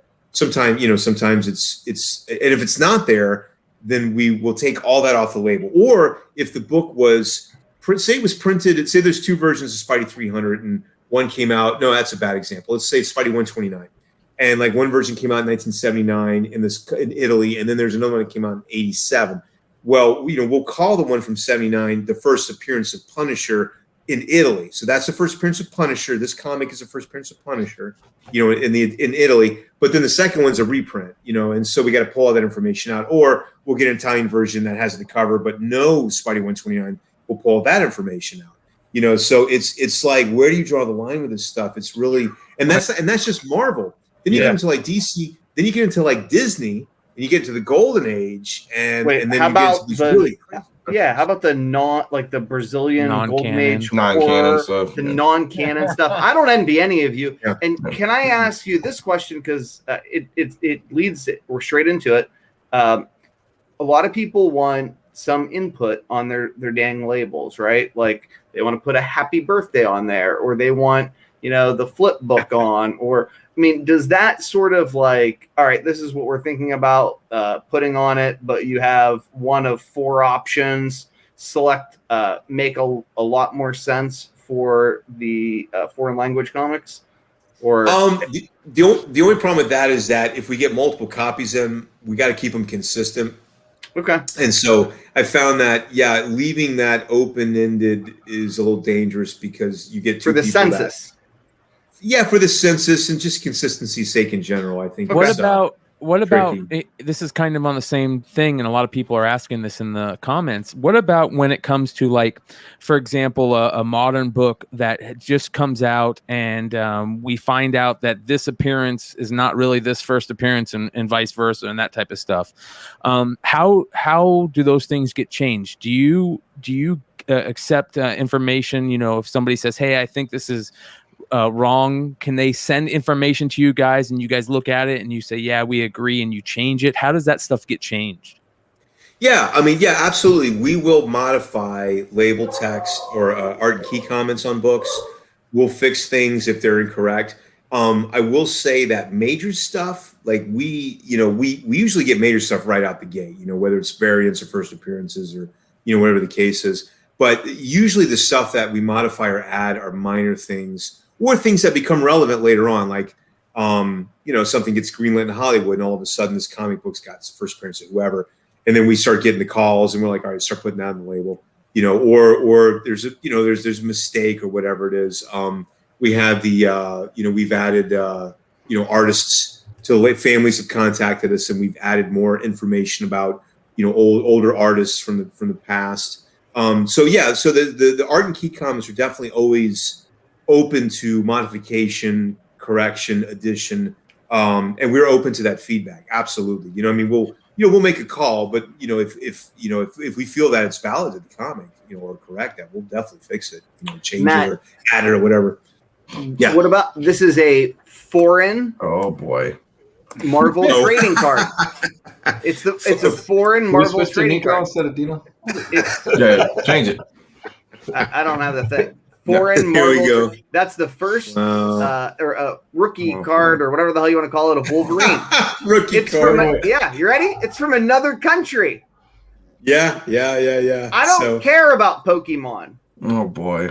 or Magic the Gathering. Oh god. I don't even like baseball cards. But you put a comic book character on it, I'm like, that's interesting. I'll Is that a probably spend mini some money. card, dude? Is I that a don't- mini card? I don't. Flip I mean, it around. my hands aren't that big. Flip it. My hands aren't that big. I got small childlike hands. You're not exactly Carter over here. Well, at Yeah. least you can palm a baseball card. Yeah. Carter palms comics. Listen, I just actually have one small right hand. So like my left hand's really big. No. I'm There like, you go. yeah, it's weird. It's weird like that. Yeah. So I got this is what it says on the back. I don't know what the hell. You guys can all Can't good read luck. that. With, Yeah, good luck finding one. Took me forever. what country's it from? I don't know. Probably Spain Bolivia. or no, Argentina. I don't maybe. Anyway, the point is, I got all these stupid 90s Marvel cards I'm super excited about, right? For no reason whatsoever. And I'd like to send them to you guys. I don't want to send them to one of these baseball card trading companies. I don't like baseball cards. Yeah, well, we want to get it. I think we might be making, like, we're starting to go into that area. You know, right. Yet another area. That we Theoretically. want, I mean, like Marvel card, the Marvel cards. The what are they called? Sky from the 90s. What are they called? Skybox. Impel. Yeah, Skybox. Impel. You know, the Star Wars cards from the 70s. All that. You know, Mars Attacks. All that. You know, I mean, just all that stuff. Nice. Yeah, absolutely. I'm sure that's on our radar. I'm sure that's coming. You know, there's so much. Yeah, there's so much more we can grade. We've just gotta get there. You know, right? And it's like, and here we are talking about that while, you know, again, submissions.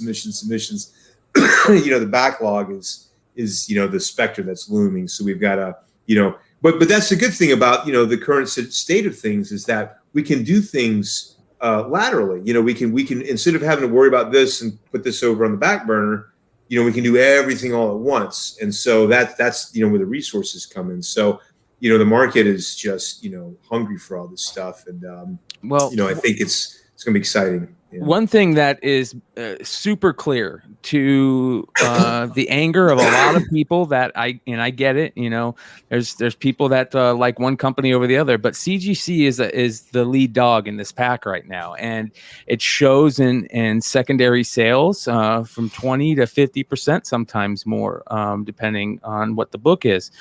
One of the things that one of your competitors does is it authenticates signatures that might not be looked at the time. Is there any thoughts on maybe you guys doing a signature authentication program in the future? Yeah, we explored that actually several years ago. Not that long ago, maybe like 2 or 3 years ago, and we really dove deep on it, and we were talking with some people, and we came to the conclusion at the time that the risk the risk outweighed the reward. There was a lot of signed books out there, like signed before, and that's primarily what I think the focus was on, was stuff that was not witnessed before there was a program, but also stuff that kind of falls through the cracks now. And we just felt like, given the problems that current people that are currently doing it, and I'm not referring just to CBCS, I'm referring to like just signatures in general, sports signatures and all that stuff.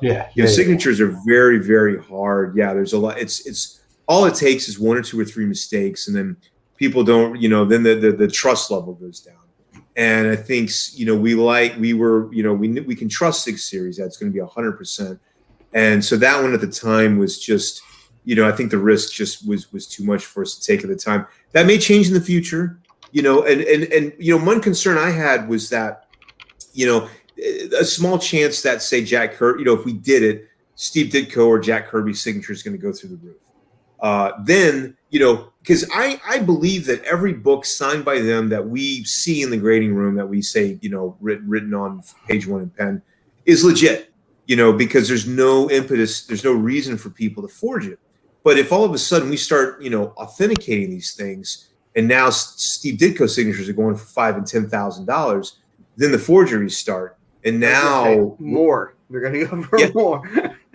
Yeah, or more. Yeah, and then now we're on the hook for this. And if like we make a mistake, it's a costly mistake, not just to money but our reputation. And so that's it's the power of CGC, but also with that comes the fear that we're going to open this door to this the thing. So I don't know. We're always, it's always on the table. I think we just got to be in a comfortable position where we feel good about the authentication process. So what about? But there's a lot of there's a lot of people out there that do it. So you know what I mean? Like I know what you're saying. Everything makes a lot of sense. Like a good friend of mine, Steve Sipe, he owns Global Authentics, right? So he's done that. The reason I think people want to ask more questions or want you guys to do it is because if you're going to be the leading grader, then having to be able to authenticate the autographs, I think, would be like really important. Like, for instance, CBCS used the red label or whatever, but like those are the Jack Kirby's. Those are the, what I mean? Like we know, you have to go. You can't help who passed away before. There's not a lot of Nick Carty out there because right as the yellow label started, it's kind of when he passed. So they are out there. I just think if you're doing both, then I think people would really like to be able to see you to do that. And maybe with bigger companies or something like that. I don't know. Not bigger companies. No. I mean more tuned in authentication companies. I don't mean bigger companies. Yeah, it's weird. It's like it's a catch-22 because the people that want us to do it are the fans who want to see those signatures legitimized, I guess, in our eyes, because it would be a big thing. But it's possible, that by us doing that in the process, we end up causing those exact books to blow up and actually leave the hands of the fans and go into the hands of the these other investors who are now paying $10,000-$20,000 for a Steve Ditko autograph. And so now it's like, thanks, but now I can't even afford a Steve Ditko autograph because they're going for so much money, And so, there really is. What is the right answer? Because we put on there, it's like we say Steve Ditko written on page 1 in pen. It's like you can almost guarantee that alone is legit. In fact, that's more legit than if we started doing it and then 5 years later there's like forgeries going around. Then it's like, well, was it really Steve Ditko? And I got to pay $10,000 for it. Now it's like it's Steve Ditko, and it's only adding like some value to it, I guess. So I don't know. I see both sides of it. So I'm not really sure. It's a conundrum, because look at the 6 Series stuff. Look what that's bringing. Yeah. It's just that simple label, that identification is just, it's the same signature. Everything is the exact same. We're just the wording or the color's different. And all of a sudden it's worth, 10 times more than what it would be as if it wasn't, authenticated. So, I don't know. It's one of the questions. that is being asked is the newsstand and being able to differentiate on the label, whether it's a newsstand or a direct, variant, I guess you would call it. Is that something that we might be seeing? Yeah, that's coming. That's coming. Yeah. That's absolutely coming. 1,000%. Again, it is just a matter of us getting. That's been on the docket for a while. We're working on programming for that, and then all the other stuff that's going on right now. That is hopefully going to be on the fast track soon. So you're going to be. I mean, I don't know how far it would go back. Would it only be going forward? Like, I don't know if you have like a database of scans or something like that where you could somehow differentiate, 20 years or whatever it's been of newsstand not having on the later. Yeah, of newsstand and direct. You know what I mean? Going back in history, like if there was some way to split the census, so we know. You know what I mean? No. That's now it's going to be an undoing to some degree because the newsstand, the direct started what was like 78, 79, somewhere around there. And then Marvel and DC both kind of had their own method of moving into it, and then obviously moving out of it. And so, for that, was it the 80s and 90s into the 2000s? You had that window, and it's obviously we've graded tons and tons of books without the identification so far. So we would literally start the day one, whenever that comes, we would start separating them somehow on the census. But the good thing though is that luckily you can tell by the front cover through the holder whether it is or not. So the market's already moving on it, and it's not like we're just kind of catching up to it, I guess, in that regard. In terms of that, you're buying a CGC book, it's a newsstand, so just eventually you can send it in and get it reholdered, and it'll be correctly identified or pointed out or whatever it is. But that's something that's just gonna. Hey, who knew 20 years ago, right? That or even 10 years ago that this was going to be a thing. So we're, but that's definitely coming because you wouldn't even need to reholder it, right? I mean, in order to create the census, you wouldn't to create the census. You would just need people to take a photo of it with the certification number and send it to you guys to add it to a census if you were trying to recreate a census. No, we would have to. That's a good question. I think we'd have to reholder it because we'd want it identified on the label. But see, it's interesting what you bring up because. Well, and I guess because theoretically somebody could break it out to pretend like this number was up, but that doesn't make any sense. No, yes, the census is strictly the books that we have in-house that we've put in our holder. That's it, and only when we get tags in do they come off the census. It's very strict. We don't operate off of scans and pictures and and stuff like that. So it would be. But the trick is that we have one comic ID for say Spidey 198 or 200 or whatever so the census requires you to split that ID into two IDs. But then you have all the the books that have already been graded. So these are things we're working out right now. It'll be worked out. I think it'll be fine. But ultimately, the end game is that you will see a breakout in the census. And of course, if say you have 500 graded copies of a Spider-Man, and it's like 500 direct or whatever nondescript, and then all of a sudden you start seeing newsstand direct start to pile up as they get reholdered, or changed over. So it's going to be like a big, process of actually sorting out like what exists and what doesn't exist based on what's already graded out there, but at least you can identify them, I guess, up front while they're still in the old holders. But the census, I think, is certainly going to drive prices. That's going to be a slow burn, especially on the books you grade a lot of, because who knows? You could theoretically have people in like when the world sort of calms down, you guys calm down and things are,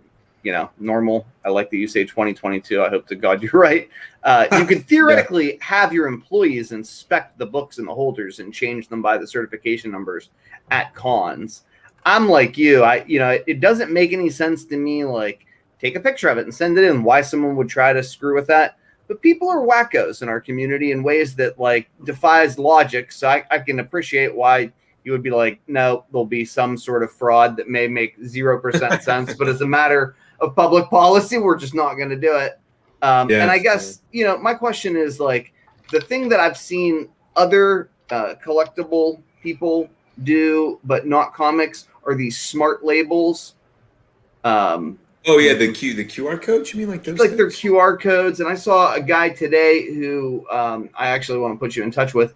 He has a program where he videos the signatures, and then it's like he sends the video of the people signing the book. Correct.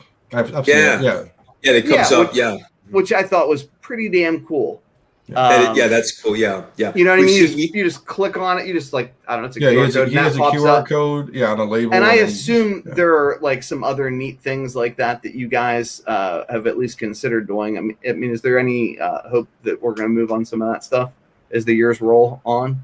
Yeah, sure. I mean, it's like the good thing about this moment in time right now is that the field is wide open. Everything you're talking about, you just reminded me. There's another guy that has some kind of software where you can like hold the phone over the book and like the interior pages show up, or at least the story does. You can read the story, not that's beautiful. Page. Yeah. So the anything is possible at this juncture. Anything, I mean, we're open to all ideas, and obviously as time goes on, we'll figure out what sticks, what doesn't. But yeah, I mean, it's like there's so many things. There are things that we thought about we could do that we actually discarded like years ago. We're like, oh, pipe dream. That's a great that's a great idea, but we'll never get around to it. It's like we've got 50 other things to do in front of it. But now it's like, okay, well maybe it's a possibility. Let's bring it back into the fold. Talk about it. What's it called? AI. That's a big thing that we're bringing into the fold. That's going to change a lot of things. That was going to be one of my questions I was going to ask, because I know we're hearing stuff from like some of the other, non like PSA is bringing in the AI into their grading, I guess you'd call it algorithm now, and how it'll shave some time off what a human has to do. But the unfortunate thing with comics is there's so much more than just looking at the front and looking at the back, One of the things that I want to say is just thank you for coming on. We appreciate you coming on the channel, Matt. We really do. And I know how do you not root for this guy? I know. Seriously. Right? Thank you. We went over a little bit on our time, and I want to get you out of here. I don't want to take up all your time, but I do want to say, hey, thank you, and we'd love to have you back on in the future, and we appreciate you answer these questions. And thank you to everybody in the chat that hung out tonight. We really try to get you guys as many answers as we can, and we're gonna have Matt on again in the future, and hopefully we can do this as many times as possible to get you guys the information that you guys want from the horse's mouth, so to say. So we appreciate you, Matt.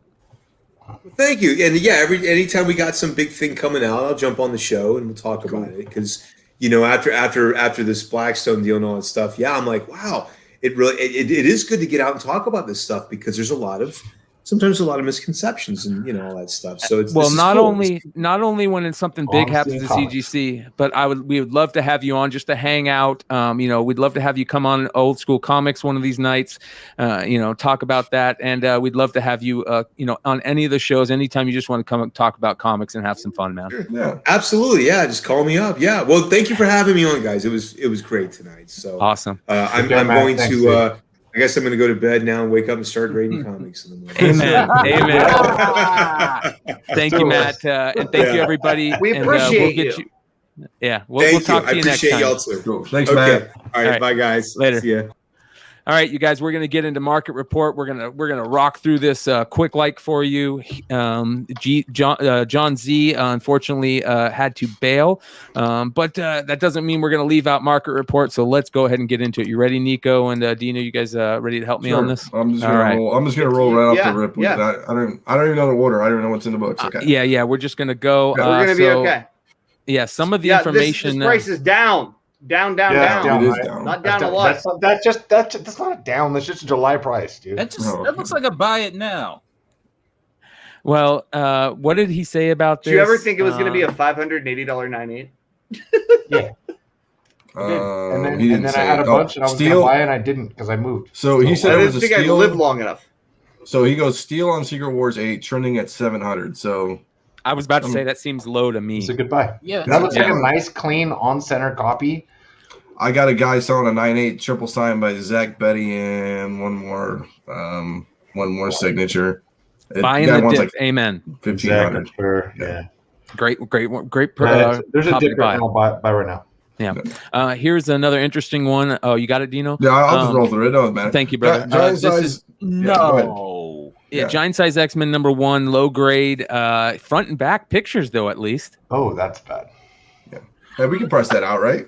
I mean, I Stack. can buy the motherfucker, dude. But you still get a Holy it's still a 2.0. Yeah, put the Oh, 300 you know pound what? gorilla That on might that thing. That actually might be more Yeah, fixable than it looks. That's absolutely more fixable than it looks, and I think it's going to be a lot higher than a 2.0. And I might be the only person that says this on the panel.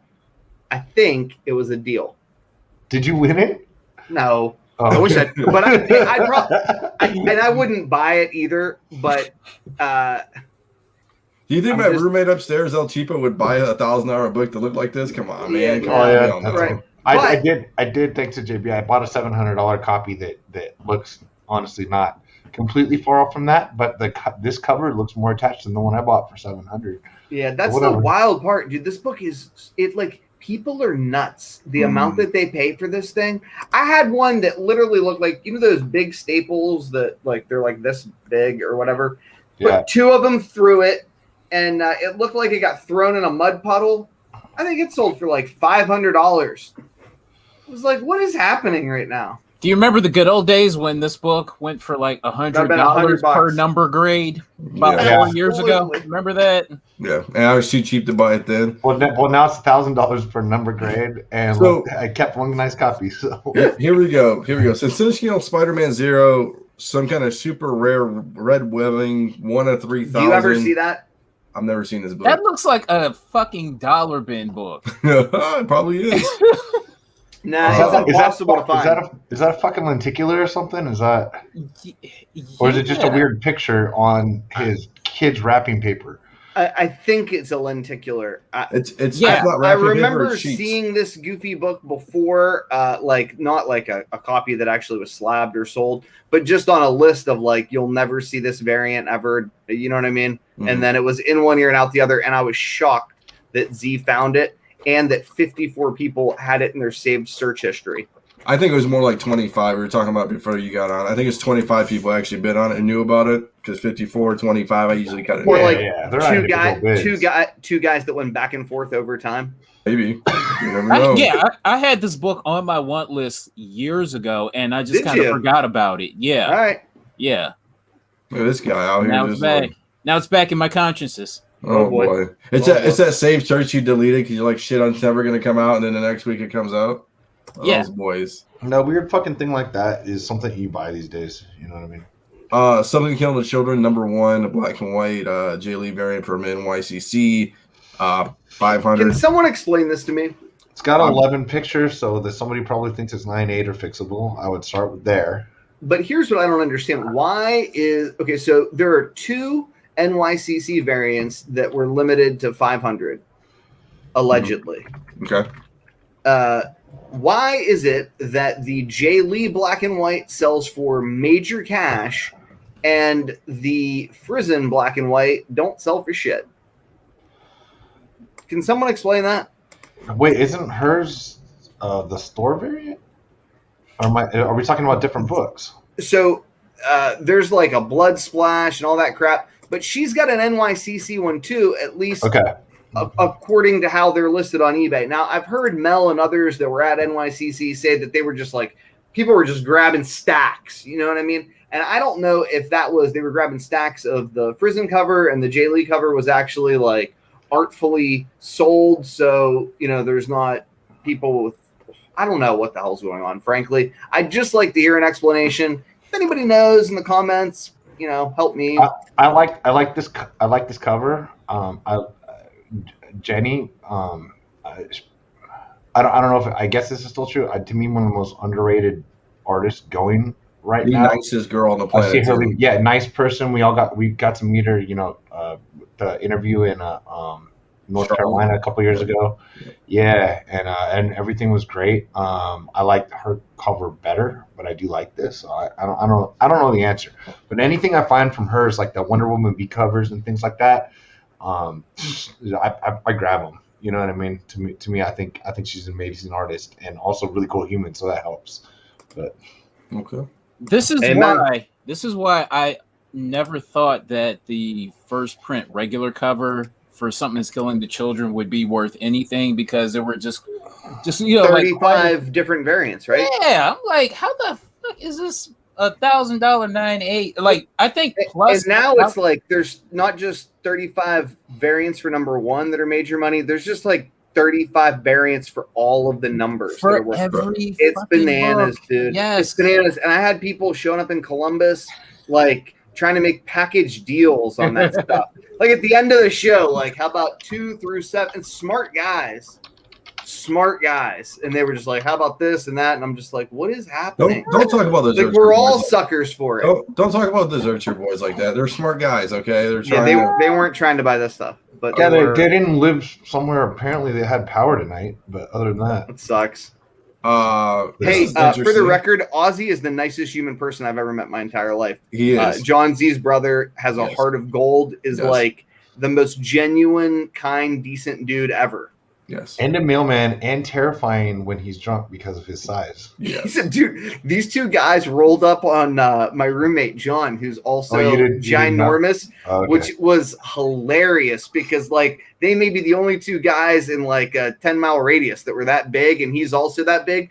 I was like, you three are just terrifying together. And then Jessup's like 6, whatever tall, and It's a buff James, one, dude, going yeah, down. and James dwarfs Jessup, right? Like he's a head taller than him, and I'm just like the midget in the land of giants. It was crazy. Yeah, everybody looked grown. Everybody I'm looked glad I like didn't go adults. there because I'm like the size of Nico. Like it's Yeah. like it's like, oh boy. You're right. This is Hey, wait, you're right. Oh, Big hands, guys. Big hands. oh boy. But anyway, this is a great book. Like this is a book that this is a book that I'd be all over. Yeah, Beetlejuice. It's also that's Newsstand, right? Super cool. Yeah. Did Or is it we not? getting I a can't sequel tell. or like a remake or anything? No, it's not Newsstand. We getting a sequel or a Yeah, remake or so anything? No, fuck that. I don't want to remake a Yeah, it's a Beetlejuice. That's it's a perfection, remake. baby. It's a remake. Yep. Oh, they are redoing Beetlejuice? Yeah, they're redoing I- Beetlejuice. dude, is fuck Michael that. is Michael Keaton going to be in it? Yes, I think so. heard that Oh, was thank true God! too. Yeah. Wow. You know, Michael Keaton's just a little older, man. That's fine. Here comes So- my childhood. Well, oh boy. So let's roll through these. We all know what's going on. Inhumans number 5, right? Black Widow, Yeah. 770. Who didn't see that one coming? Yeah. Bang bang.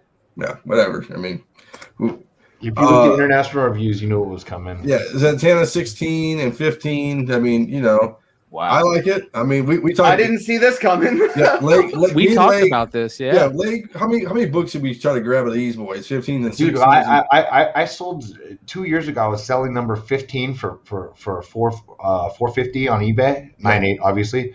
The reason I'm cheering is because I always like 16 better, Yeah. and finally, the world It's good figured to that do. the fuck out. Yep.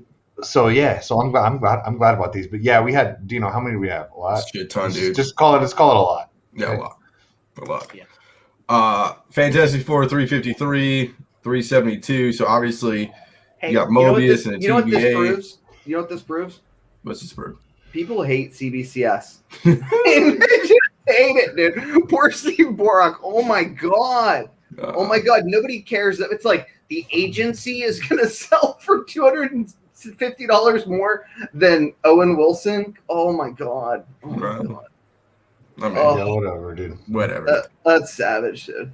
This is interesting. 129.96 for 8,700. Who's buying it at 8,700? Anybody? That feels like a steal Honestly, right honestly, now. I love that price. I never Yeah. would have said this before, but I sure as shit feel it now. That's I think you're in the great ballpark for those fucking disco boots.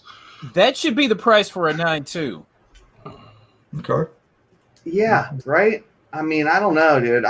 If It's like a From The Flipside Bernthal book. comes, dude, if This- Bernthal comes to continuity, lights out. This book is still undervalued for whatever reason. Still. It's weird. It's like the last one left. Yeah. I've been looking for one of these. Not obviously this hybrid. I thought this one and Blade were the only two left, and then Blade went off the food chain. It's just gone. Outer space high.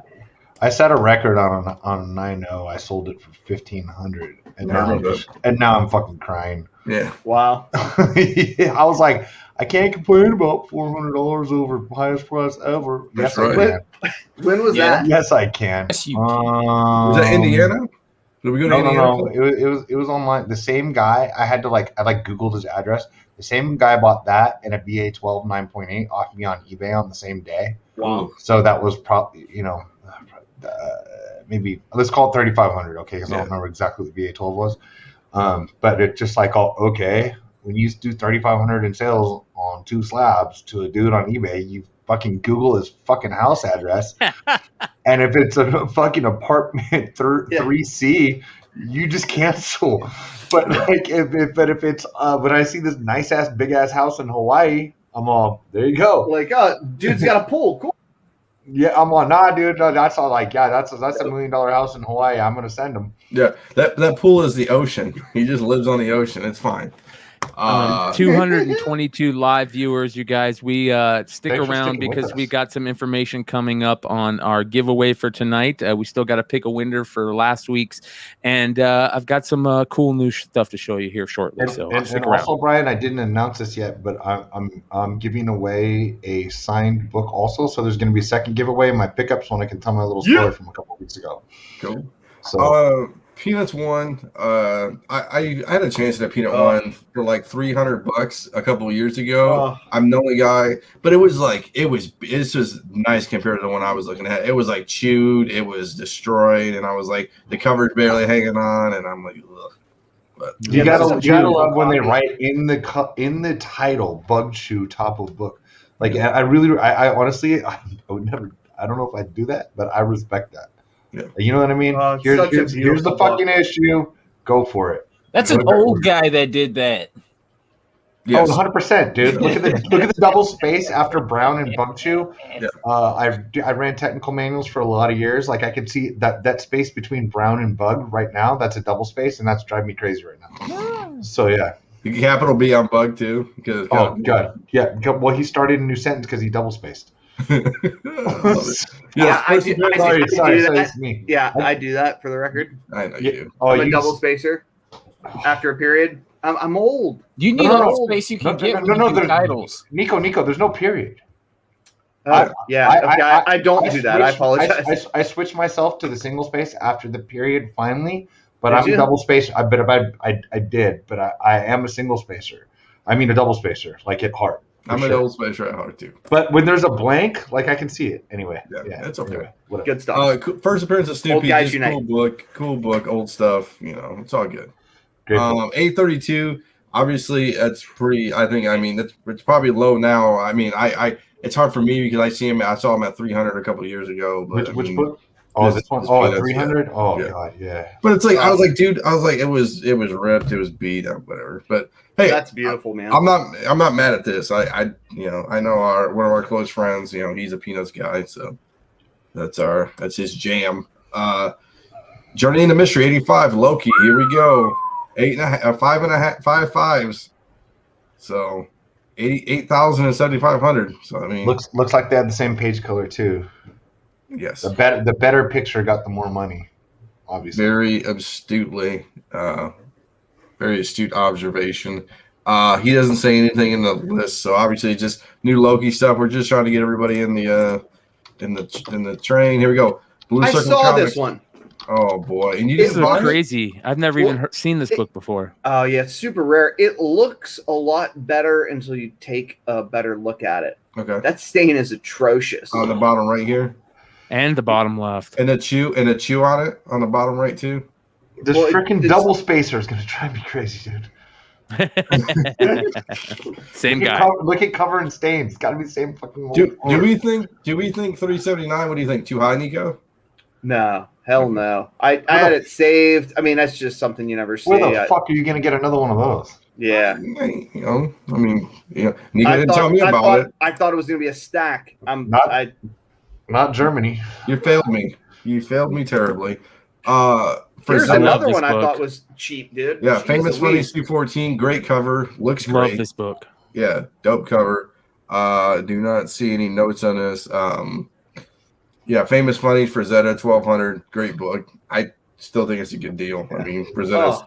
Look at that space! Look at that spaceship, man! It just with the Mars in the background. Yeah, I mean, these books got hot. These books got hot. Remember, just a little bit ago, when they thought that George Clooney was going to be Buck Rogers, and then they said there were rights issues and he's not going to do it, and then they sort of popped up out of the woodwork and still sold for record prices, and then they're gone, and now they're just like trickling out, like one at a time every week or two at a time every week. But man, I'm jealous of whoever got this. So I tried to make the trash can popular, and we got to bring back the red chair. So he's back. Tube Ejacular 1394 1400. This dude, I've tried to get this guy on the podcast. I went on the eBay and messaged him, and he never messaged me back. He's probably like, you're not even worth my time. Look at my eBay sales. So, dude, this is, you know what? I somehow did. I have a really nice copy of this that's just like just a PC and a bag and a board in my closet, and I did not realize this was fucking Original Blade. I mean, I didn't realize it was that expensive. Holy! Oh, I had no idea, dude. Yeah. No, I thought that, dude. That's what I thought the first appearance of Blade cost a year ago. So I don't know shit, dude. Yeah. So just a little knowledge for everybody, and who knows, this book might go up if Blade comes back. You know, we got the new Blade series or movie or whatever. So Archie, how about this one, man? How fucking awesome is this? This is cool. It's a little two-story giveaway, obviously. 1300. I mean, look at that cover, dude. That cover is so crazy, man. How old it is. It looks great. I've never seen it in person. I don't think I've ever seen an eBay auction for it other than this one. I know Sean's excited about it.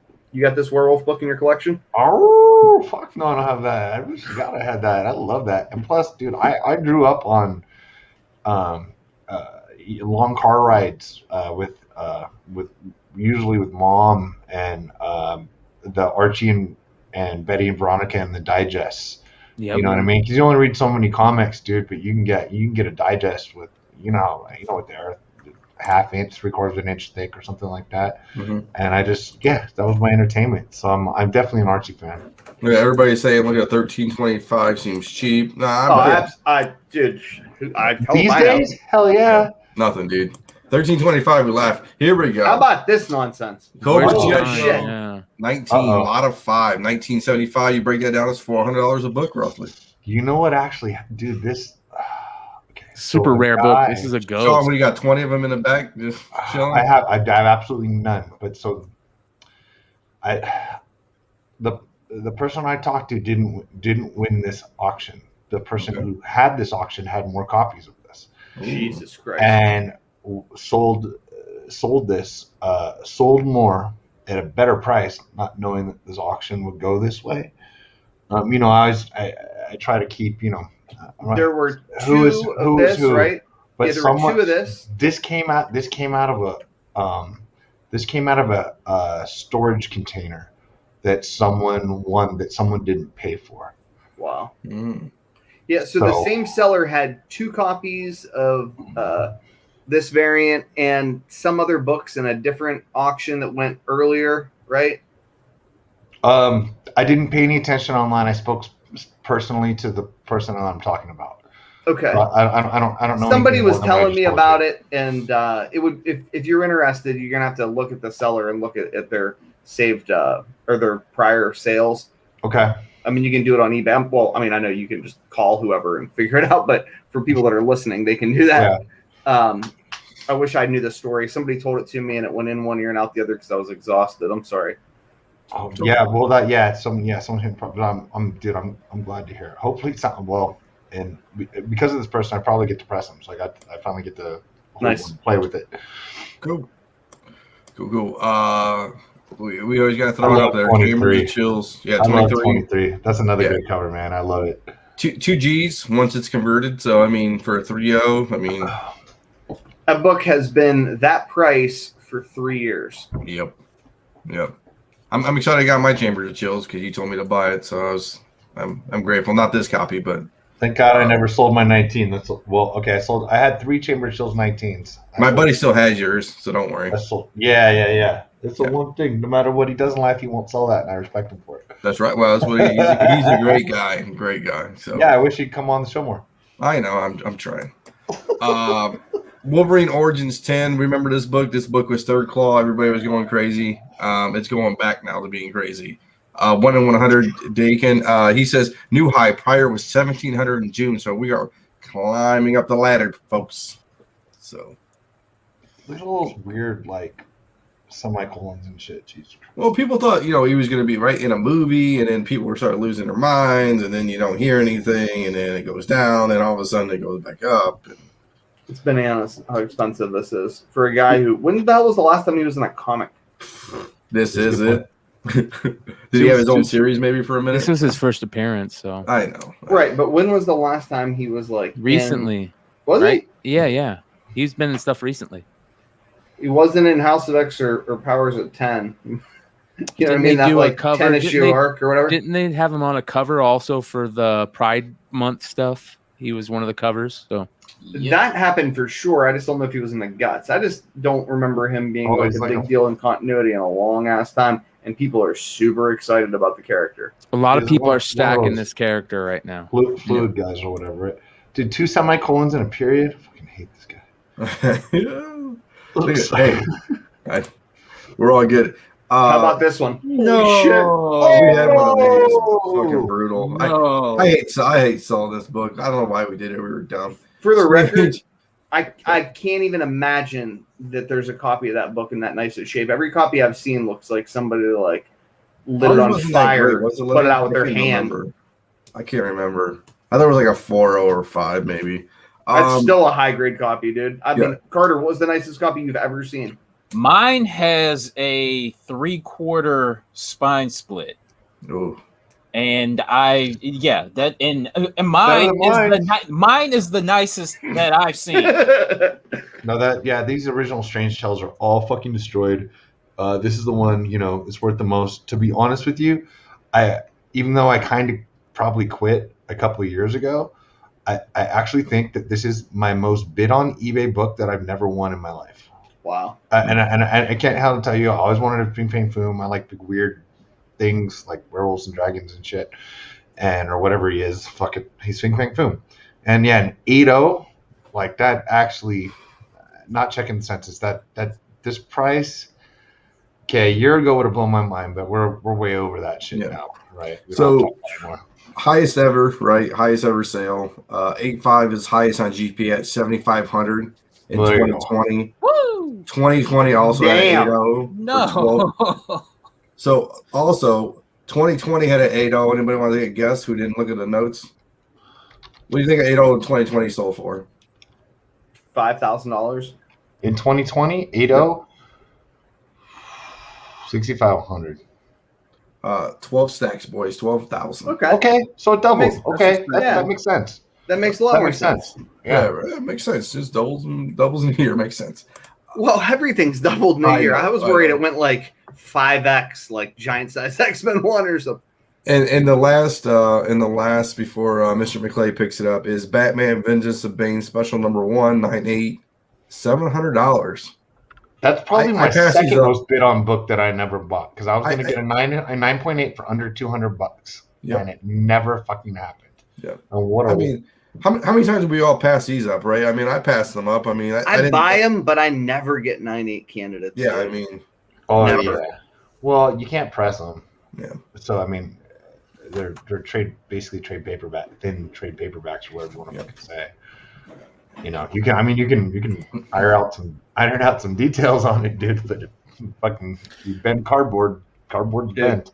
I mean, that cover art.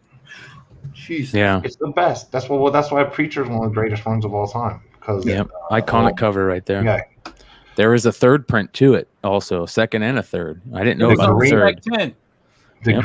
green. It was this week.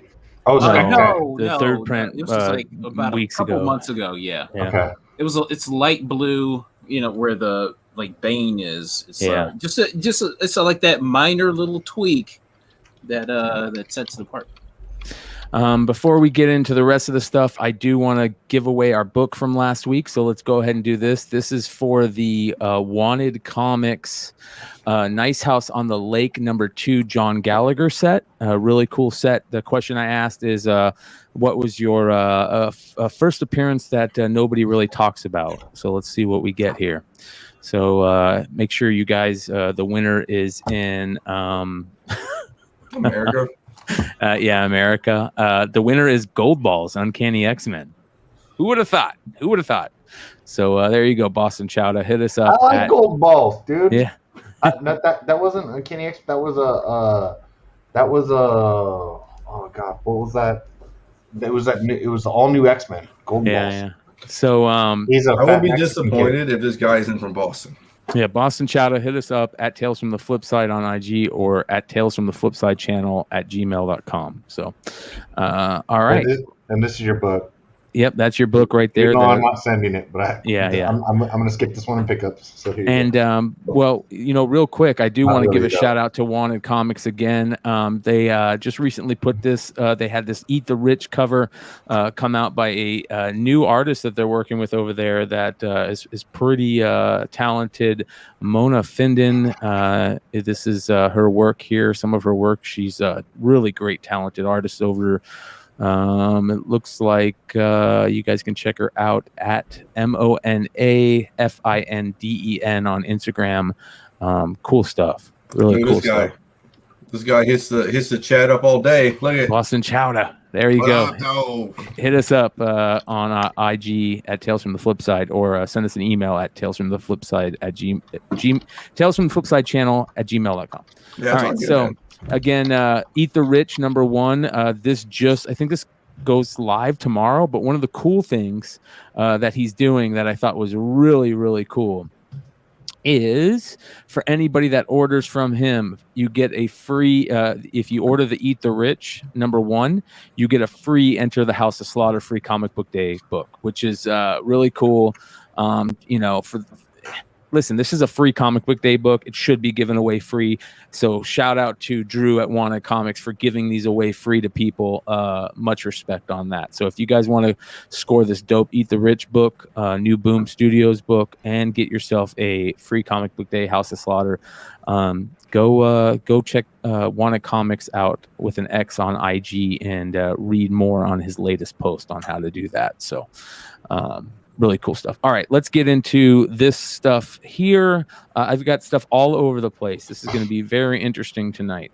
First one, shout out to Sugar Sean O'Malley, Phoenix boy that is just killing it right now.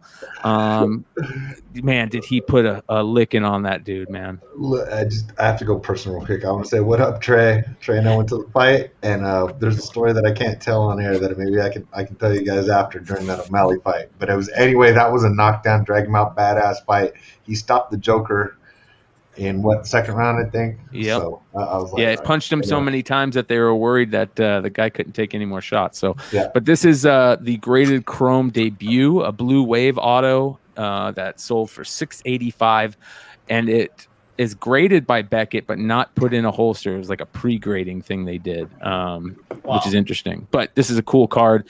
For those of you guys that don't know Sean O'Malley, he is absolute stud. Just totally bring some excitement back to MMA during a time when they're leaning a lot on the old dogs. So check them. All right, so this is really interesting. Everybody's going crazy for Shohei Ohtani right now. And I've been talking about this lately about how his cards are selling for ridiculous amounts I never thought I would see. Here's two of his paper, Bowman paper, which are not, the best. They're super easy to get. And back in the day, I mean, not super easy to get, but they're easier to get the paper version than the chrome. Two of them sold for $45. bonkers to me. But what a lot of people aren't realizing is his very first Bowman card was from the 2017 Mojo set. That was, I believe, the very first time they did Mojo cards. They were in the mega boxes from 2017, and it was 2 years before his regular card. They did put out another card the second year, 2018 Mojo. But if you had a chance at pulling this 2017 Mojo mega box rookie, you could see it's going for a ridiculous amount. He's pitching in his Japanese duds. And it's also the same year of the Ronald Lacuna first Bowman. So really dope card. One of the crazy things that happened with Shohei is that just blew me away is this right here. This is a 1 of 1. Wait, let's see here. Where is it? Bidding has ended on this item. Is this it? Yeah, this is a regular rookie card, a regular Bowman rookie card. Now, I don't know if I think that there is a variation on him batting and pitching, which made the price go up. But his Bowman Chrome rookie card batting sold for $301 raw, which is absolutely crazy to me. To see I watched him hit a live home run yesterday from the Diamond Club at Angel Stadium. Yeah. Pretty exciting. I'm an Angels fan, if you guys haven't figured it out. So a 1 of 1 recently sold for a ridiculous amount, and for some reason I can't get to that right now. But yeah, 1 of 1 sold for a crazy amount recently. Didn't you pull or win a big time Shohei card? Yeah, we're getting I don't even want to bring that up. Jesus. Okay. 2009 Topps Trumps Tournament Sporting Heroes. I've never even heard of these cards, but this is Lewis Hamilton, who is one of the biggest F1 driver in racing. And here's a PSA 8 rookie, quote unquote rookie of his that sold for $323. This is the Tyson, quote unquote rookie, the 86 Panini Super Sport sticker. That was an SGC 60, which is basically like a PSA 6. Best way to explain it.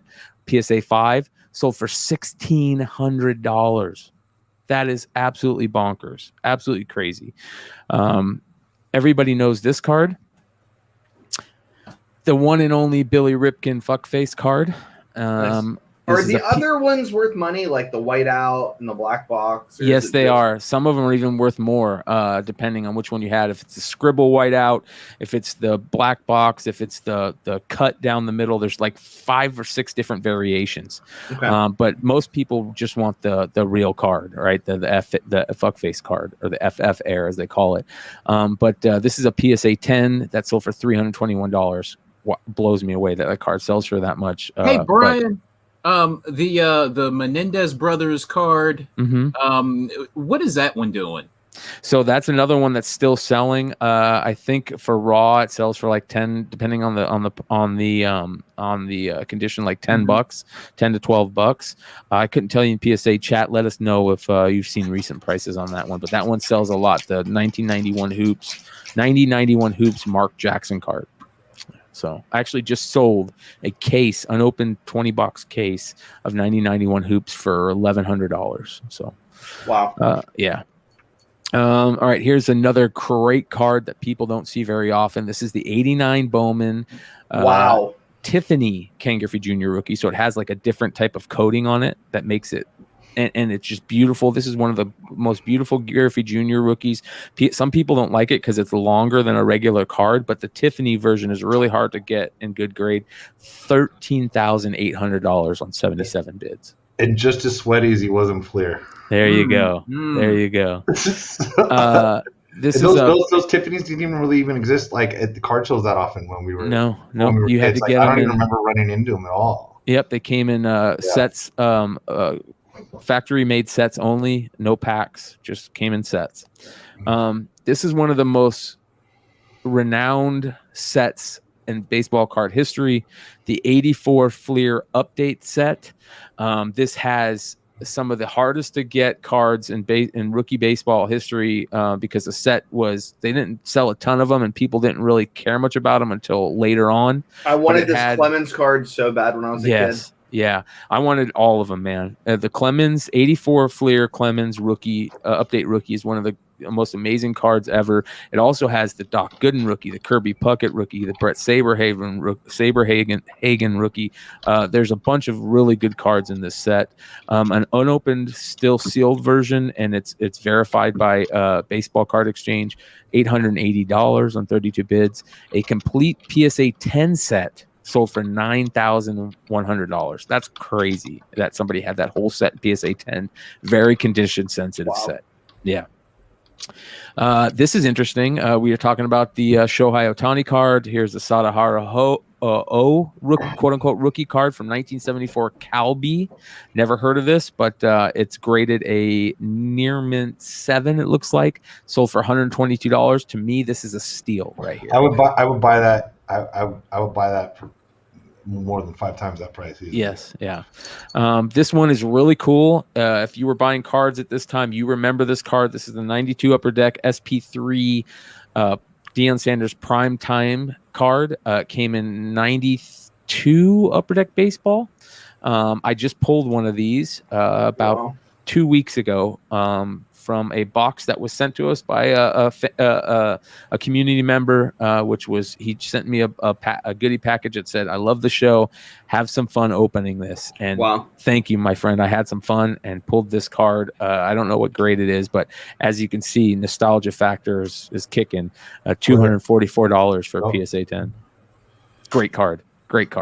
Like the second version of the Bow, black and white. Yeah, the black and white, the greatest cover of all time, greatest score card of all time. All right, so this is a great card. Vladdy Jr. is just on fire. He's Shohei Ohtani is taking away all of his accolades right now, but he is having an amazing year. I pulled this card, one of these cards, live on air. This number to 25 orange refractor.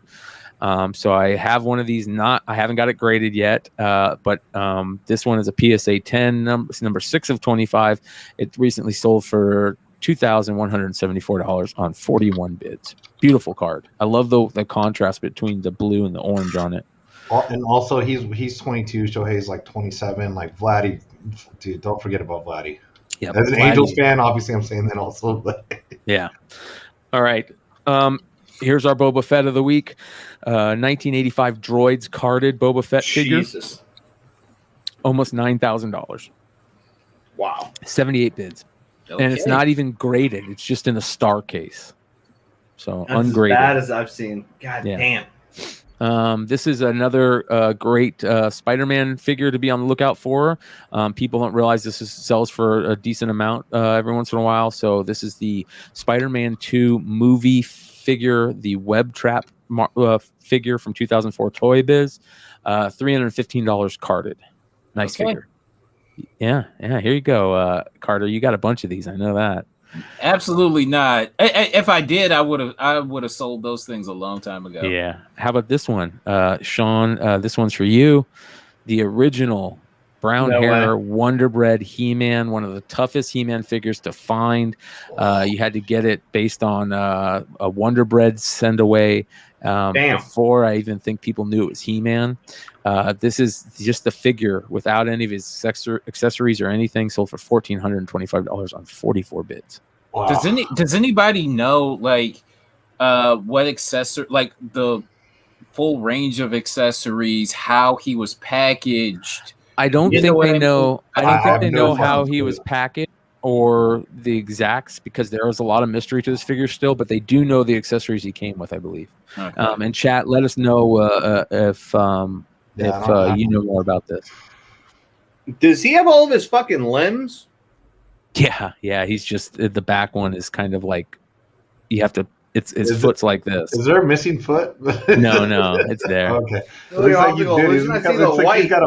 Looks like he's got a Blade Runner back there. Yeah. This is interesting. I don't know if you guys ever had these. I don't remember these. These are called Food Fighters. Yeah, I remember these. Yeah. Okay. I vaguely remember those. Yeah. So this is a lot. This is Chip the Ripper and Short Stack. And they have their guns, and they sold for $325 loose with their file cards. So that's pretty cool. I can't remember those. Here's another figure I don't remember, and you guys might remember it. Thundercats. This is the Driller figure. No, absolutely not. So I don't know much about this. Yeah, that should look dangerous. Yeah, $850. Yeah, one bid. But I thought I've never He-Man seen had this. bad feet. This guy got no feet. He doesn't have a dick, dude, much less feet. I know, that's so tragic. What's wrong with I this guy? didn't want to talk about it. It made me What's sad. wrong with this guy? Yeah. How about this one? California Raisins. You guys remember the little California Raisins things? I figures? do, but not that figure. So this is the California Raisins Cecil the Carrot figure. Supposed to be rare. I wouldn't know it, but I'm sure you can find these in toy tubs all over Goodwills around the country. $325 on 51 bids. So people are looking for it. Okay. Yeah. Here's another one. We've talked about this before. This is the blank figure from the Dick Tracy run. This is a carded never version. see it. Never see it ever. Yeah. Right. That's why it's worth so much. I never saw this thing even in 80 As a and child. 90. Never saw this in 90. And I looked. I looked every time I went to find this figure, and you never found it. So 20. Is it an unpunched card? Yeah, it's in an unpunched card. Yeah. Jesus. Yeah. Christ. Good luck. Yeah. Yeah. Here's another interesting one. This is 1935 Mickey Mouse bubblegum card number 21. Fucking nuts. Sold for $76. Yeah. I gotta get some of these Mickey Mouse cards. I like this because it's got Walt Disney and Mickey on it. Oh, there's an undercover comic first appearance of Mickey Mouse that needs. Yeah. It's his first. It's his rookie card. Yeah. 1935 for $76. Yeah, it seems like a deal to me. Another decent Stole deal, it. in my opinion. Stole it. Here's a pretty interesting one. This is the Silver Surfer Captain America Double Impact card from Marvel Masterpieces, 1996 Marvel Where's Masterpieces. Captain America? I don't see Captain America. He's on the back. So you flip it around. That's why they call it Double Impact. But it was a special card, a short print that it ran in the set. This is $677 on 11 bids, and it looks like it's a mint 8 from what I can tell. I think. All right, this is interesting. I've never even seen this card. I don't know if this is a real card from a recent set or what, but it says Garbage Pail Kids Smiling Stand Gold Trading Card, very rare. Sold for $143 on 24 bids, and I don't know anything. It looks like it maybe came from a recent set. Chat, awesome. let us know, or it's a something that somebody made. It looks custom. Yeah, it looks custom, but it was If interesting. anybody gets real bored, scroll back like 2 fucking years, and you can see Brian and I open up Garbage Pail Chromes and talk about Garbage Pail Kids for like 2 hours. Just yeah, you can find that. Yeah, you can find that in the you get real playlist. bored. It's me and Brian just standing around. So, pun intended. This one blew me away. I thought it was a great deal. It was a buy it now. This is Spider-Gwen 16, CGC 9.8, the Dave Johnson 1 in 50, which has Miles giving a rose to Spider-Gwen. Super underrated book. I still think this is a deal. There was a second when people cared. It was like this long and then gone. I was looking at a raw copy of this that sold for what I thought was a steal, right? And I was about to bid on it because it was so low. And then I looked at the graded prices and I was like, oh God, people just don't care at all. Yeah, it's very surprising. I love this book. The first legitimately really big sale was our friend, check Instagram, Comics for Sale Online. Very simple name. It's our friend Tim, and he sold a raw for over $1,000 of this because when it come to market, someone was looking for it, and because he's the guy that when you don't see something on eBay, he puts a price at a very high price, and that's so he makes more money, as people understand. So the next week I'm at a show. He has everything for the record. He does. He does. Yeah, it's unbelievable. Yeah, I know. Yeah. And so I'm checking. Oops, hit my mic. Sorry. I'm at Comic-Con Revolution down in Ontario. They have one of these on the wall. So of course, I see one of these guy with this on the wall, and I'm like, pull it off the wall, because I gotta ask, because here's the price, and you know me, I'm trying to press and trade shit. And then the dude, actually, that's not what I said. The guy next to me said, pull it off the wall. And he's looking at it, and I was like, hey, dude, just so you know, that sale was a real sale. He's like, for sure? I was like, no. I know the guy that sold that book, and I can't believe it either. So that's why we're both standing here looking at the same book right now. But yeah, it was like a beat raw. But anyway. Yeah. Beautiful cover. Great book. Steal, in my opinion. All right, here's another crazy one. The Spider-Man #1 gold UPC variant, which was only sold in Walmarts. A 9.4, quote unquote, 9.4 raw, $1,000 or best offer. But to me, just these books never come up unless they have Can I ask you guys big a fat question? Stan Lee autograph somewhere on it. Can I ask you guys a question about this? What's up? So which one do you like better? Platinum, the Walmart, or the Chrome? Or do you not have a preference? Or I like the Chromium the best, just because Silver? Silver and black. Yeah. Silver and black because of the Raiders. Silver and black price variant is one that not too many people talk about, but a great book. All right, so this is before I get into the rabbit hole of the final 3 slides. Here are a couple other ones that I found, which are kind of interesting. Let me see if I can pull them up. All right, so in 1986, I've talked about these crazy type Jordan rookies, these alternate rookies. Canasta put out these cards in 1986 in Italy or Spain, and they're like these stickers, right? And they're before these came out before the 86-87 Fleer. A ton of these sold last month on eBay. A dude had lots of them in high grade, low grade, whatever. These are 3 low grade versions of it sold for $800. And Jesus. I mean, yeah, just rare thing. This guy found a lot of them, it seems, somehow, and got lucky. You could see the sticker backs are still on them. They haven't been used, which makes it awesome. And these are all CGC graded, 3, 5, 3, 5, and 3. But really cool card. If you guys don't know much about it, here's another early Jordan collectible to find. Another crazy thing is probably the most beautiful autographs in baseball, on 2 of them on the same card. Derek Jeter and Mariano Rivera have absolute. This is it for all those kids out there that are coming up right now that want to be baseball players or whatever. Don't just have a cheesy autograph. Make your autograph look beautiful. Make it look good. It's totally worth it. You know what I mean? So, just really good stuff. Mariano Rivera autograph, Derek Jeter autograph, numbered to 5, $1,830, which is probably badass. Yeah, the 2 most beautiful cards out there. That autographs. dude, that's gorgeous. As a person who grew up not really enjoying the Yankees, buying all the best players. Yeah. Here's the ones that they drafted, and a very nice card. Yeah. This is interesting for all the Ben 10 people. I didn't know much about Ben 10, and I've never seen this, but this is a Bandai Ben 10 Ultimate Alien Ultra Matrix, and I don't know what this is, but it looks like part of a toy or something that goes on a wrist or something. You guys can tell me what it is, but it sold for $445, which is crazy. Alien Ben 10 stuff. Crazy sales on some of these things. All right, this is really interesting. I don't know what this is. If anybody knows anything about this, let us know. This is 2021 Levi's 501 original sealed pack of promo cards they must have gave away somewhere. And I don't know. It's 2021 501 day commemorative trading card set. Look for exclusive autographs and relics inside. This is unopened. It says Osaka Rashford. I don't know what that is. Super Christ. Yeah, $357 for the pack. Somebody paid for it. Do you know there are Levi's variants in stores of fucking jeans? Levi. So Levi. I mean, what? We all know Levi. So there's like the little red tag that kind of hangs off one of the back pocket. I think the back right pocket generally. Mm-hmm. There are blank variants on that tag that sell for more money. You can flip Levi's. Yeah. Like you can go through the stack and buy on the ones that have the blank. They have where they don't even have.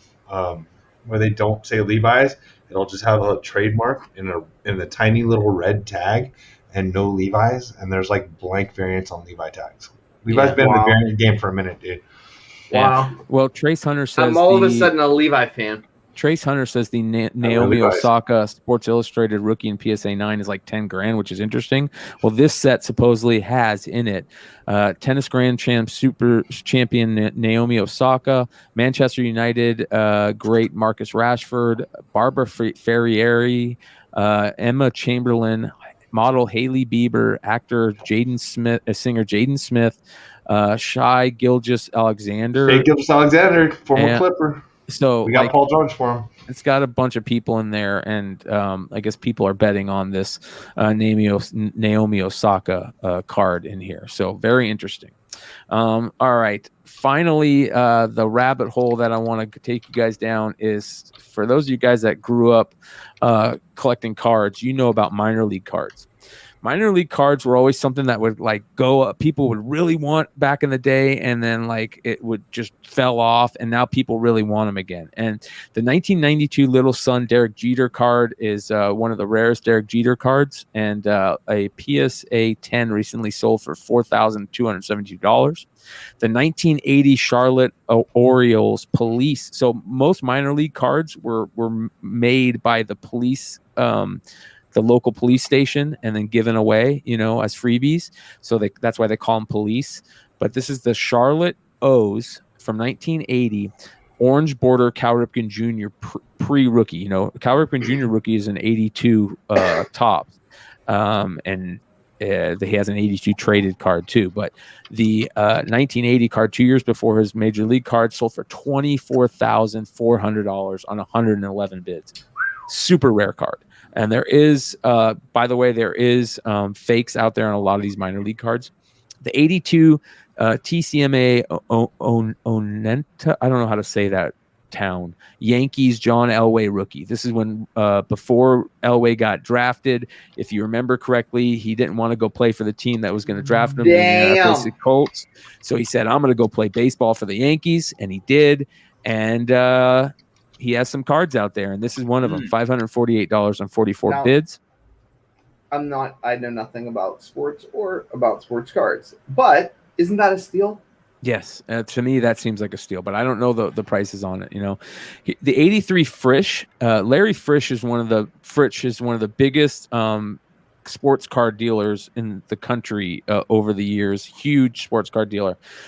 This is the Visalia Oaks Kirby Puckett card from when he was playing minor leagues. Sold PSA 10 Gem Mint, sold for $1,877. This is interesting. Ricky Henderson fans out there, a recent 1980 Topps Ricky Henderson rookie PSA 10 Christ. sold for almost $80,000, $76,000 on 100 bids.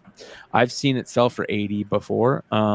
The 77 Chong Modesto A's. Mine was stolen. Oh, heartbreaking. I think I have one of those cards somewhere. My fucking parents let the movers move my one box of baseball cards that had every expensive card that existed. Yeah. I'm 100% that it wasn't a PSA 10.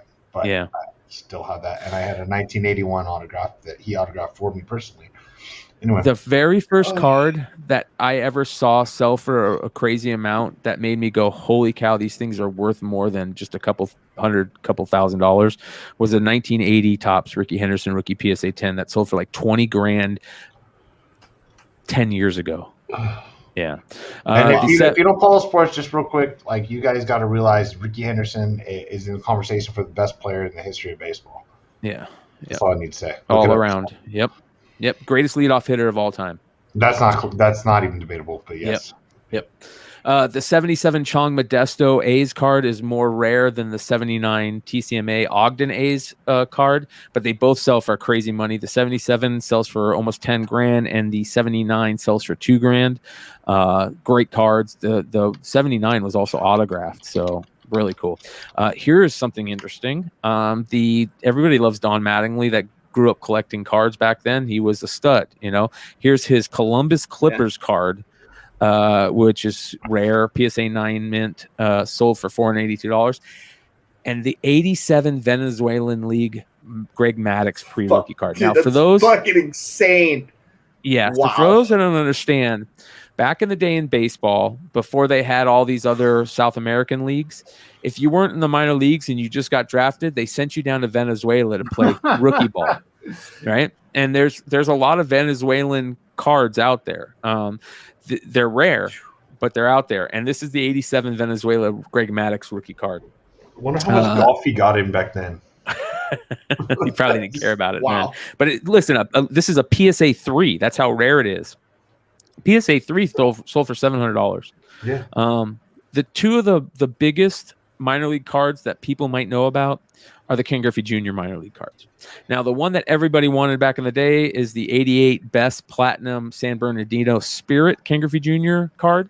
As you can see, a recent PSA 10 sold for $13,760 on 57 bids. Bonkers. Very heavily faked, so be careful on that. And the 87 Bellingham card sold for $847. So San cool Bernardino stuff. Spirit, man. I grew up in Stockton, so we had single A. We're in the same division as the San Bernardino Spirit. I live in San Bernardino County now, but I'm from Stockton originally, born and raised in Stockton, so is my family. So playing the Stockton Ports, I got sick. I got the fucking chicken pox, and I couldn't go to the game where we got to meet all the single A players. So they gave me they brought me like my coach and like whatever who I played with as a little kid. They brought me an autographed ball back, realizing. In 1989, when Griffey made the Mariners a starting day center fielder at 19 years old, realizing that I had this ball, and I said, you know what? I know that the Ports played the San Bernardino Spirit. When I got that ball, sure as shit, Ken Griffey Jr. autograph on that one. That's cool, bro. Yeah. You still have it? Damn. It was in the box that was stolen. Oh, no. I hate thieves. Hey, listen. And thieves, I had an nothing 89 worse than liars and thieves, man. Liars and Thieves, and I had an 89 Upper Deck Griffey that he signed for me at a show in that same box. Wow. So, Wow. yeah. Well, listen, Anyway, shit happens. good stuff, you guys. Thank you for hanging out with us for the market report. And if you guys love these market reports, there is a playlist over at Tales from the Flipside YouTube channel that has a bunch of old market reports. I'm going to be dropping in a bunch more on there. So if you guys love these type of things, go check out the market report playlist on Tales from the Flipside channel. All right. So before we get on to pickups, we'll rock through pickups. This has been a crazy show lately. We'll rock through pickups, but I want to give a shout out to another one of our retailer friends and friends of the friends and family of the show, of the channel, Bird City Comics. They have some really cool exclusives that they recently talked about. That Ice Cream Man one, really cool stuff with the Ice Cream Man comics. Ice Cream Man 25 by David Mack. This is Department of Truth number 12 by Ben Harvey. Really cool. And then this looks like a Spider-Man exclusive, Lasher number 1. So make sure you guys go check out Bird City Comics on IG and Facebook, and birdcitycomics.com. I would love to see what you guys think about their exclusives over there. Good stuff. Shout out to them. All right, you guys ready for pickups? You want to rock through pickups? It's almost. See if we can do it before the 3-hour mark. Thank you guys for everybody hanging out with us. 178 live viewers, 2 hours and 41 minutes in. We appreciate you guys. We're really close to 5,000 subscribers on our YouTube page. And if tonight hasn't made you want to be a subscriber, I don't know what we can do, man. This was a killer show. Yeah, I'll take responsibility for it. I've just talked too much, and I'm not really that likable. So yeah, so but hit the that other red guys are subscribe great. button and also hit the turns like out there's button. some questions for CGC. Big surprise. Yeah, Unbelievable. Yeah. People wanted to know some things about CGC today. All right. And we do have one book to give out live on the show still. So you guys hang around. You can win a book. You got to be, in order to win this book that we give away live on the show, you got to be active in the chat. So be active in the live chat, and you have a chance at winning a book from Sean tonight that he's going to show you guys during pickups. Absolutely. And we also have this book, the white number 1 limited 250 variant from Jesse James Comics that we're gonna give away or talk about tonight also, and we'll tell you how to win this book also. All right, you ready, George? You want to go first? Yeah, sure. I grabbed a bunch of nonsense, some of which is not here, like an Avengers 8. Thank you, Wonder World Comics, for giving me a slamming deal. You know what? This is some of the other. Hold on, yeah. Because a ton of people have been asking about that specific book in the chat. They want to hear about that and you getting that book. So you can't just jump over that real quick. Talk a little bit about that. You'll see it. It's already at the presser. Here's sort of the long and the short of it. It's a good story. So Dennis was kind enough to hook me up with a copy. He had 3, I think, like a low grade, a mid grade, and a higher grade that was already slabbed. You know me, I'll roll the dice on a book that I can press up, and he hooked it up. It was I don't know, maybe 4.0, 4.5. I get lucky. I think I paid $1,500 for it. Now, the funny part of the story was that some jackoff like basically snitches Dennis out to the show promoter. Like, this guy's coming around selling comics to random customers. And I'm thinking to myself, like, could have fucking done it outside. Like, leave me alone. Dennis is a vendor. He's had tons of table space there. I'm a vendor. He did it in front of my booth. Like, fuck off. But I wasn't there for any of that. Apparently my roommate was, and Dennis, quick-witted, is just like on this dude who narcs him out to the show promoter, and he's just like, narc. You know what I mean? Like, on and on. I wish I could have enjoyed it, but that is the long story short. Dennis breaking balls and hooking up his friends. I do appreciate it. So Very cool. Here's the other crap I bought. $7 make you holler. We'll see if I can get a 9.8 out of that one. I'll pay $7 for this one. I don't think I bought this stuff at the show. Beautiful. Yeah, $8. It's issue 2. It's got Stanley on it. This one I freaking love. Carter, that's your book, right? Yeah. Didn't make the Spec 10, did it? No. 542? No, it didn't. Yeah, this is. Is that ratio? 642 ratio variant. The only, Sinister 6 book to spec on, I think, other than, of course, their first appearance. Yeah. It's the only one that's cheap. One that makes no sense to me, why it's worth nothing. Got all the champions. Everybody's got a hard-on for the champions. Now, it's just a $1 book. I broke down and paid $18 for Rhodey, which we'll see if I can get a 9.8 out of this one. That's when Rhodey takes the armor for the first time. Now, these were all like that book. Cover price variants. This was a store I went to. This isn't crap I bought at a show. There's another pile of stuff there, but I won't belabor the point. These are all cover price variants, right? So you like our girl Elsa with the zombies. I've been taking the Secret Wars variants, right? Or just Doom variants in general. At cover price, I mean, cover price, I think. Shuri books, I'll take them at cover price. These are, again, variants. I'm starting to pick up the Secret Wars variants because, how can you not, right? So the 2 being the first appearance of God Emperor Doom, the 1s just being, the first one. And, I don't want to, again, belabor the $1 point, but see, I grabbed like that stack of $1 books there. Sorry for the nonsense. I also have all those CGC books that came in. We don't want to get into all that craziness. I don't know how to do that, but I'm all done. It's too late. All right. Thanks. All right, who wants to go next? I'll go. Speaking of Avengers 8, I'm get a good one? No, I'm selling this. All right. Well, hold on. How much? Let's talk after the show. After the show, cash. yeah. I pay cash. Yeah. There's a lot of sellers and a lot of buyers. You're a seller on Avengers 8. I want to know why. I don't know. That's beautiful, by the way. Jesus. Do you own another? I paid $100 for this back in 2012. Woo. This was when when Thanos was the big dog, and I'm like, oh, who's the next villain? And it turned out to be Kang. So I don't know. But anyway, nice. I think I'm selling this. I believe. Okay. I went quarter bin digging. Oh, I love it. A little while ago, and so we came across bang bang episode 1, number 3. We have a Todd McFarlane cover.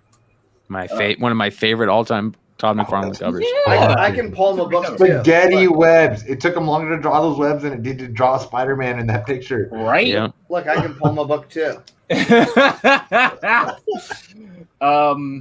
McFarlane love. Yeah, this is one. I love this cover.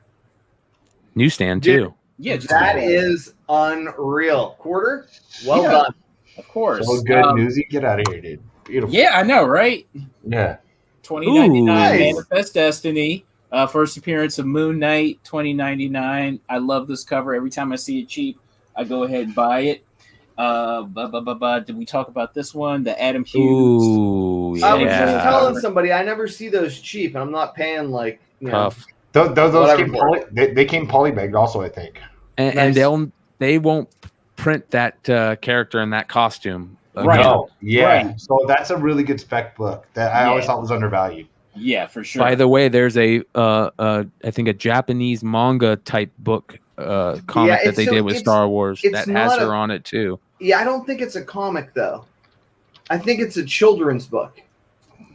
I don't know. We gotta look at it. It's fucking huge. No, it's even better than that. There's an anime version of Yeah. Star Wars that they did. I thought it was cheap copies on Infinities, but I eBay. don't think it's Infinities. No, there's some cheap copies on eBay. It's about this fucking thick though. You gotta look at it. Because I was thinking about getting it, and then I was like, would they slab it? I didn't know you knew about it. I should ask you about it. And you know about everything.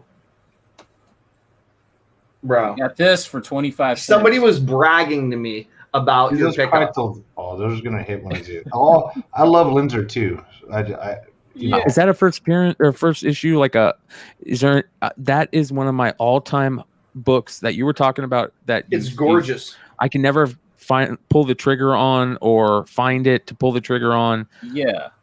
I can never keep them. I'll buy them and sell them for double the price like next chance I get. Yeah, I mean, they are amazingly hard to find.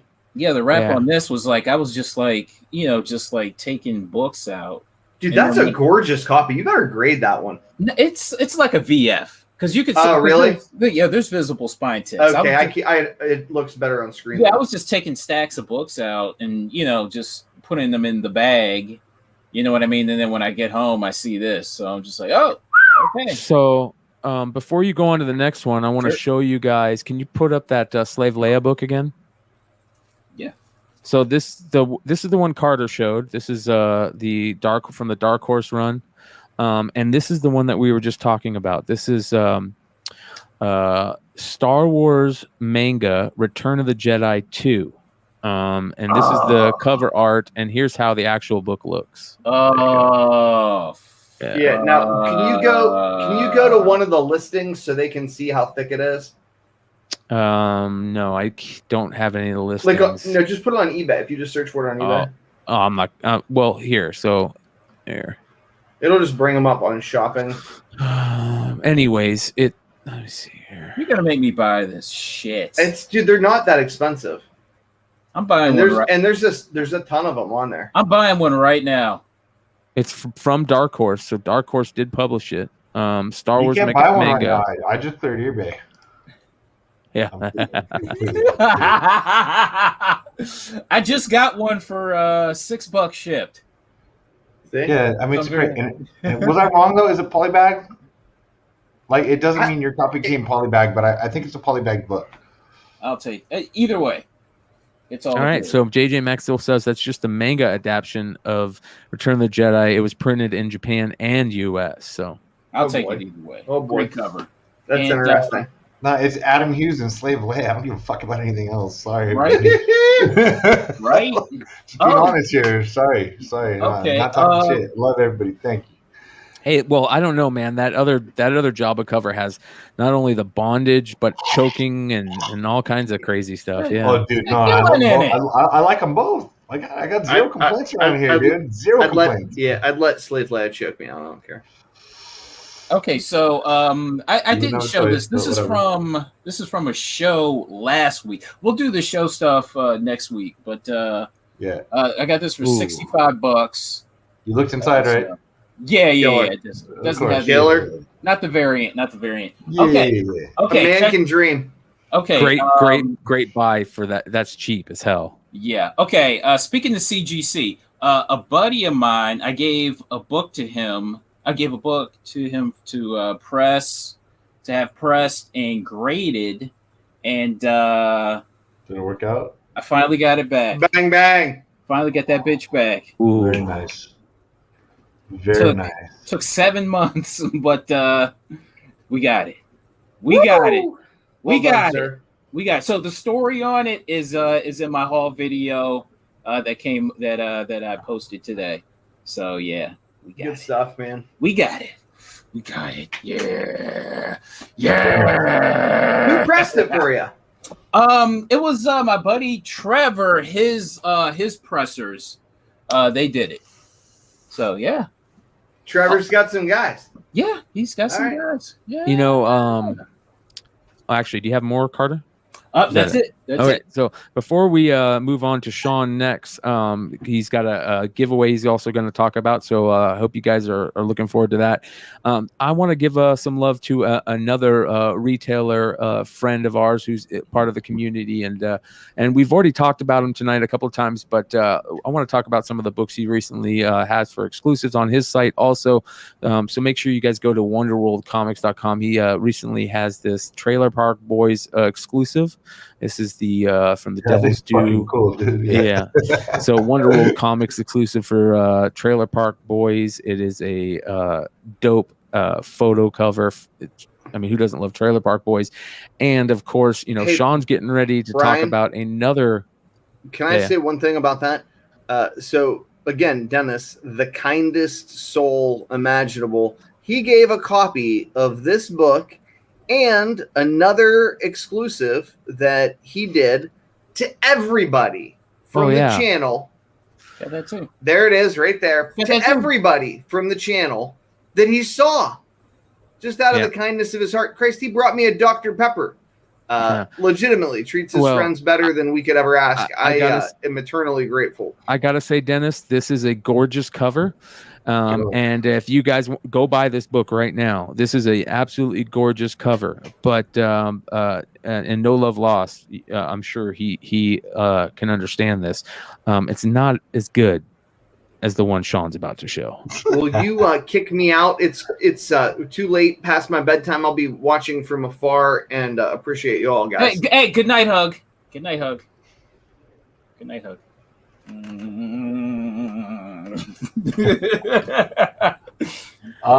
Yeah. Well, okay. Well, let's go. I don't know what I was going to go. I'm just going to go in the order that's sitting here. So first off, we already talked about this book. So when I say this is funny because it's normally I'm not a retail no offense. Make your money, do your thing. I'm not a pro or not pro retailer variants, but we already talked about this one earlier. So this is the Wanted Comics House on Lake number 2. So I've got the variants I got the variants that are in here for my buddy. You guys are gonna get your 9.8s pretty soon. And then just like you said, the funny thing is I said, hey, hold on, Dennis, because I wasn't at a show in Ohio or wherever the hell you guys were. So I bought this off his website because this is kick-ass. And also, thinking about this, it matches the toys very much. Like the way it's going to be in the animation is the way that Dennis's book style actually happened. So like if you see the toys, you know, Walmart, whatever like that, like I don't know how to explain it, but the heads are a little smaller and things like that. So this is great. This is like I said, no offense to Dennis, I want to say thank you a lot, my man. But like this is I like another one a little better for obvious reasons that I'll explain in a second. And I got one more pickup to show you before I get to that. I want to say comicbookexclusives.com doing the Nottingham #1 variant. Dude, check out.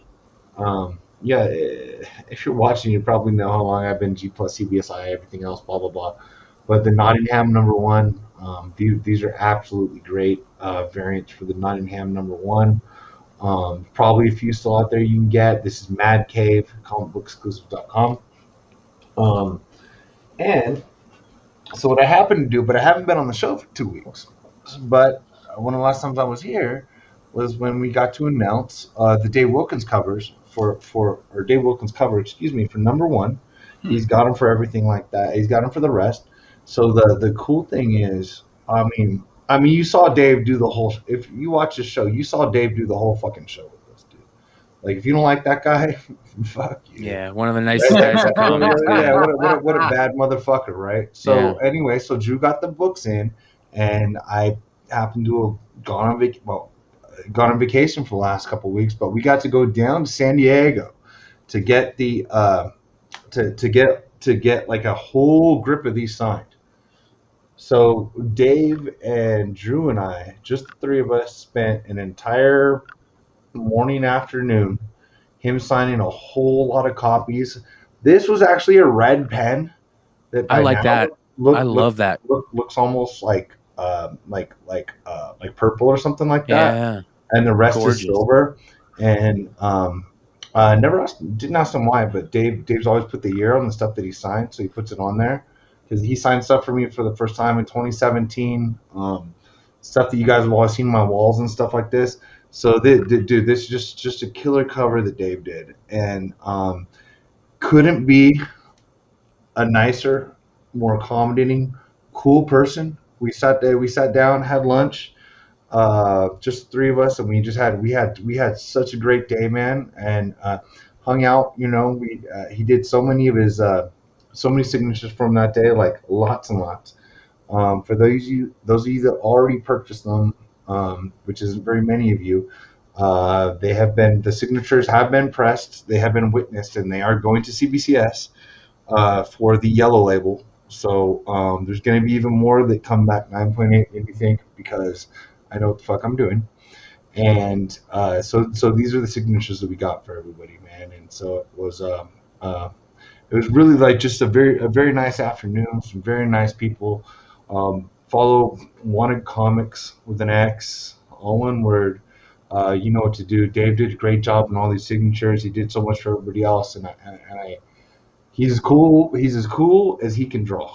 Like, he draws this well, and he is this fucking cool at the same time. So, Brian, I don't care how we do it. We're gonna do it old school. Flip side. We're going old school Matrix. So as you guys know, and you get your pick. You can have either color signature if you can hit me up in time before I ship it. Okay. So for everybody that was live in the chat lately, you have a chance at winning this book. And Sean, you know how it works, brother. Oh yeah. Thanks to Drew, Wanted Comics, and a big thanks to Dave Wilkins, man. Gracious, wonderful human, and one of the people that I would love to see more covers and comics for. All right, give me a stop whenever you're ready. Ready, set, stop. Justin Senna, the new guy on death. There we go. He just said, "Man, I never met you guys. I haven't been on here live." And are you kidding me? Said, "Hey, welcome, Justin." That like literally 5 minutes ago. Wow. Well, Justin, doesn't get any better than that. You just won a sweet Dave Wilkins signed copy. Copy. Hit me up. Beautiful dude. cover. I don't know if we're on Instagram together, but at Big Leg, you can see my handle. Shoot me a direct message on there, and then tell me if you want the reddish or the silver. Yeah. You know, and and thank you, Wanted Comics, and very much to Dave Wilkins for doing that for us. Yeah, here he is, first time catching the live. So, Justin, hit up Big Leg at Big Leg on IG and give him your contact information and let him know what you thought of the show, and he'll get everything sent out to you. So cool stuff. Absolutely. You got any more pickups? Is that it? That was it. All right. So I don't have very many pickups, but what I do have, I was hoping to show John Z. But this is for the foreign guys. Let's give the foreign guys some quick love. I found a stack of, I believe, what are Yugoslavian foreigns. Believe what the guys say. This was one of those that I just didn't know much about. But some really cool stuff here. What was the year on that first one?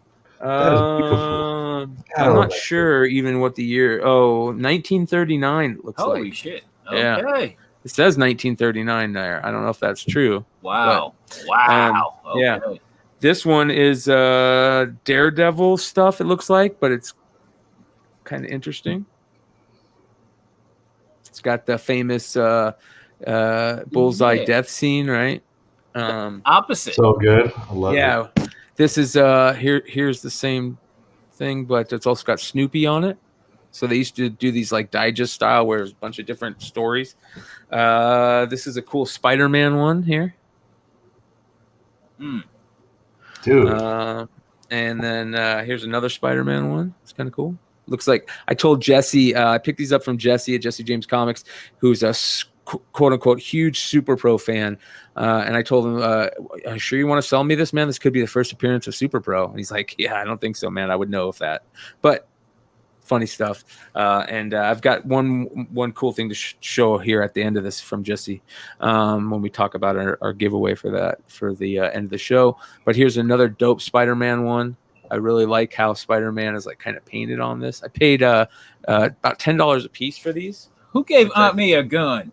All right. Here's another cool Spider-Man one.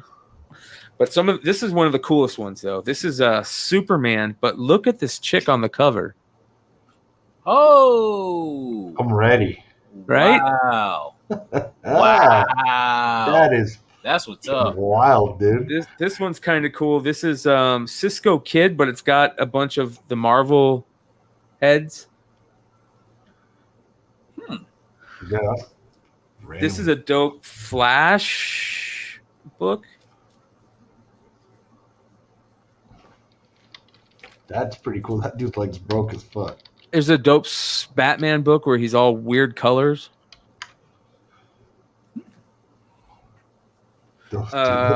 Kingpin, Daredevil.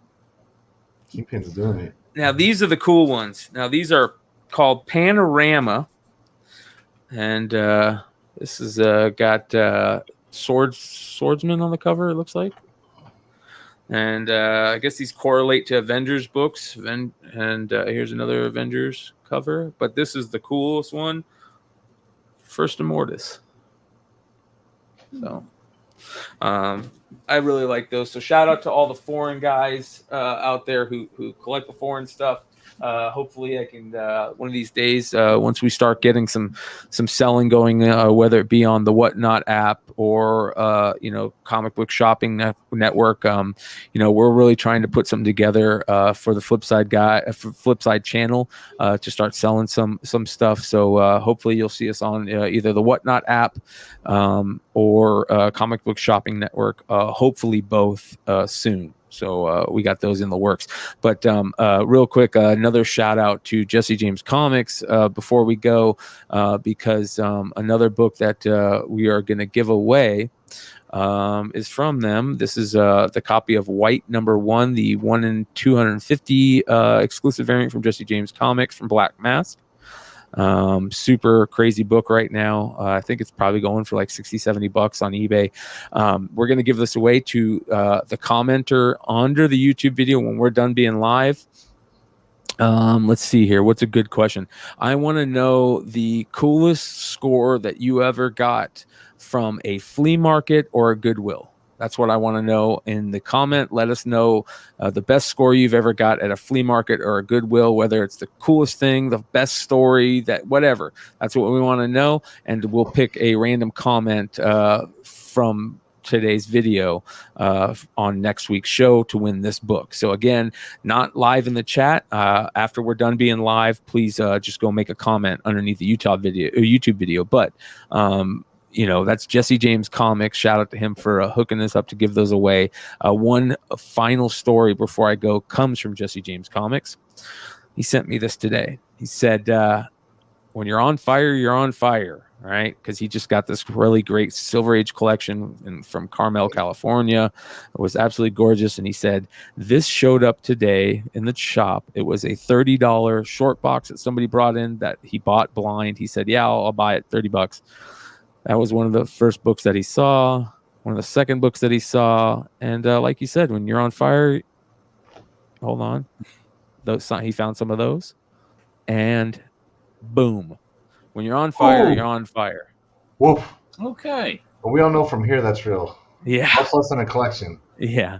So this is the type of stories that we love. When you find these, when you get these great things, when you find these amazing scores, and somebody walks into the shop and says, "Hey, I have some stuff. Do you want them?" "Yeah, I'll take them." And you find these out of there. Or you walk into a Goodwill and you find an AF-15, like Jesse said that or like Jesse has, and he told me the story about it. So that is why if you guys want to win this amazing white number 1 limited to 250 from Jesse James Comics, I want to know your favorite Goodwill or flea market score. Leave those in the comments. Do garage sales count or no? Garage sales too. I want garage sales, flea markets, Goodwills. Non-comic shops. Non-comic shops. Yeah, you got it. That being said, everybody, thank you for hanging out with us. Thank you to all the people in our community that come and take part in these live shows. You make it amazing and a lot of fun for us. We're trying to do our best to give you great content. Make sure to hit that subscribe button, hit that like button. We're very close to 5K, and we've got episode 200 of Flipside looming in the future. A lot of fun stuff coming. We appreciate each and every one of you, and we will see you guys next time. Peace.